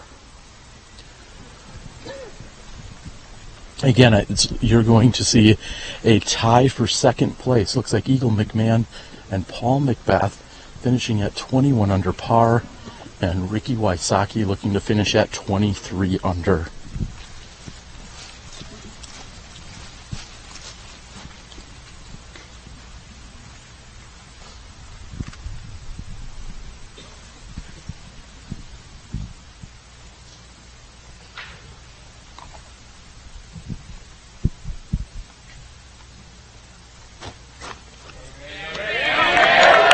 Anytime, because we hear deserved adulation from the gallery here. Anytime you can lay up for a win, that's a good day. And Ricky Wysocki has certainly had a good day.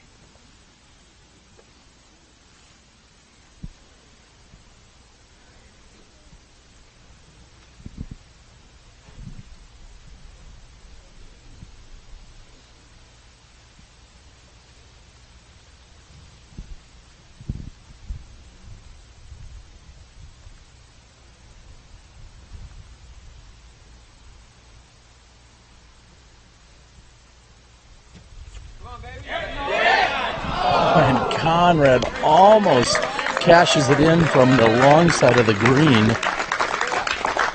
Just short.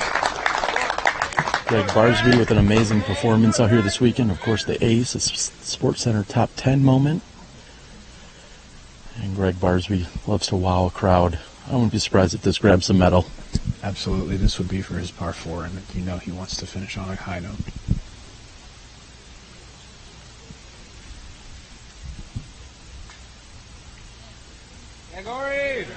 And Gregg is on the green. Sexton will move to a drop zone. Give him the confirmation he's doing just that.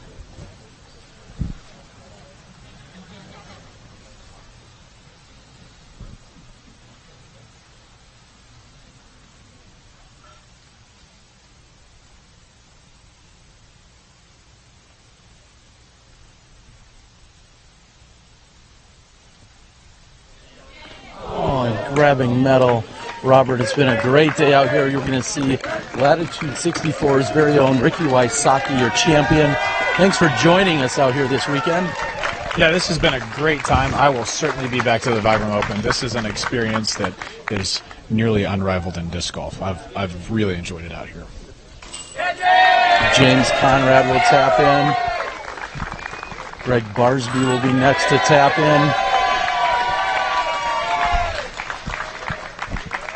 And Sexton, and your champion, Ricky Wysocki, ladies and gentlemen, your 2017 Vibram Open champion in front of a massive crowd and a massive gallery. Thank you guys so much for tuning in. Ricky Wysocki, I believe, is going to add up his scorecard before we can catch up with him for a few moments. We'll see if we're going to have a quick talk or if he's going to go in. He's going to go into the scoring booth, take care of his business there, Robert. As he does that, we're going to wait for Ricky. He's going to go in and add up his scores. When he comes back out, we'll have an interview with him. But you and I can recap, Robert. This is your first time here at the Vibram Open. What an experience. This place is huge. I mean, and if you're an avid disc golfer, if you're not an avid disc golfer and you just enjoy looking at pretty things, this is a place for you. You need to come out and check out Maple Hill Disc Golf Course. I mean, the trees are huge, fairways are tight, everything is, I mean, nearly manicured. So many picturesque holes, so many holes that you could call signature holes, and some fantastic play out here this weekend, even with the inclement weather today. We had it all for you. We've got a little bit more action for you. Before we come back, we're going to step down for just a few moments. We're going to listen to, well, actually, I'm sorry, we're going to come back after they've added up their scorecards. We're going to listen to a word from our sponsors, and we'll be back in a few moments. Stay tuned right here at the Vibram Open.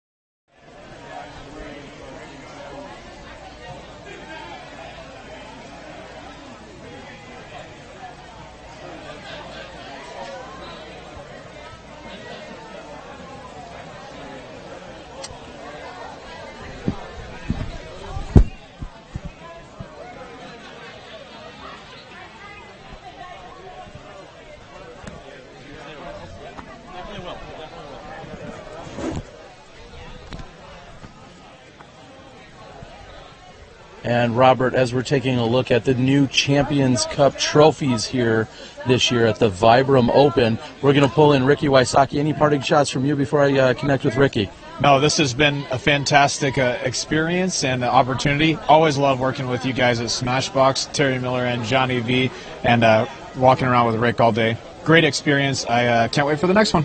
All right, thank you, Robert McCall, and thank you to Dynamic Disc for your support of the Disc Golf Pro Tour. We look forward to some more action in here in the Northeast over the next few days with some Dynamic Disc events, as well as the Junior Worlds taking place in Emporia. Absolutely. Have a good one, Let's get buddy. the talented people. Let's get the tall guy in here. We're going to bring in Wysocki. All right, Rick, come on in, buddy. I'm going to stand over here so I look almost taller.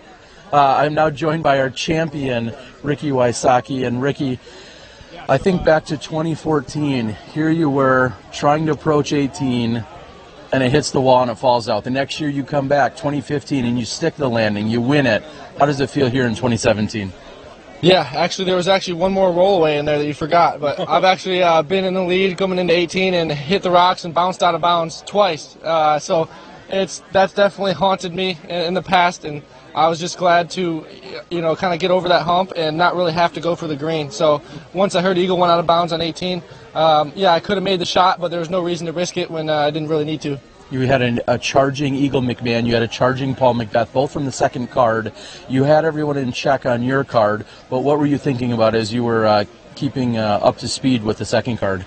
Yeah, I knew that I had a hole or two on them, so, that may have looked like they were tied or, one back, but I know that as long as I birdie the holes, like 17's a pretty, that's a pretty birdieable hole. I can, high percentage birdies on the weekend. I think I birdied it every time. So I was counting that coming in down the stretch. I knew I was going to kind of get a stroke there, even if they looked like they were tied. So I kind of had that hole in my back pocket, knowing, I had a big birdie on 15 too. I think that was really the breaking point in my round. I knew that coming down the stretch, I was getting a lot of pars because of the weather, and I just knew that I had to have one or two good shots to secure the win, and I did just that. Well, there's usually a very specific recipe to your success. There's two things. It's either raptor legs or it's a raincoat. And today, I didn't see the raptor legs, so it was the raincoat. It worked out. Yeah, I didn't put myself in any raptor positions, and if I did, I didn't really capitalize, but I was playing a little bit more safe, so I wasn't being as aggressive, so I didn't really need to activate the raptor mode today. Well, it's been awesome. Of course, we want to thank everyone. We also want to congratulate Paige Pierce, a very hard-fought battle, her and Valerie Jenkins.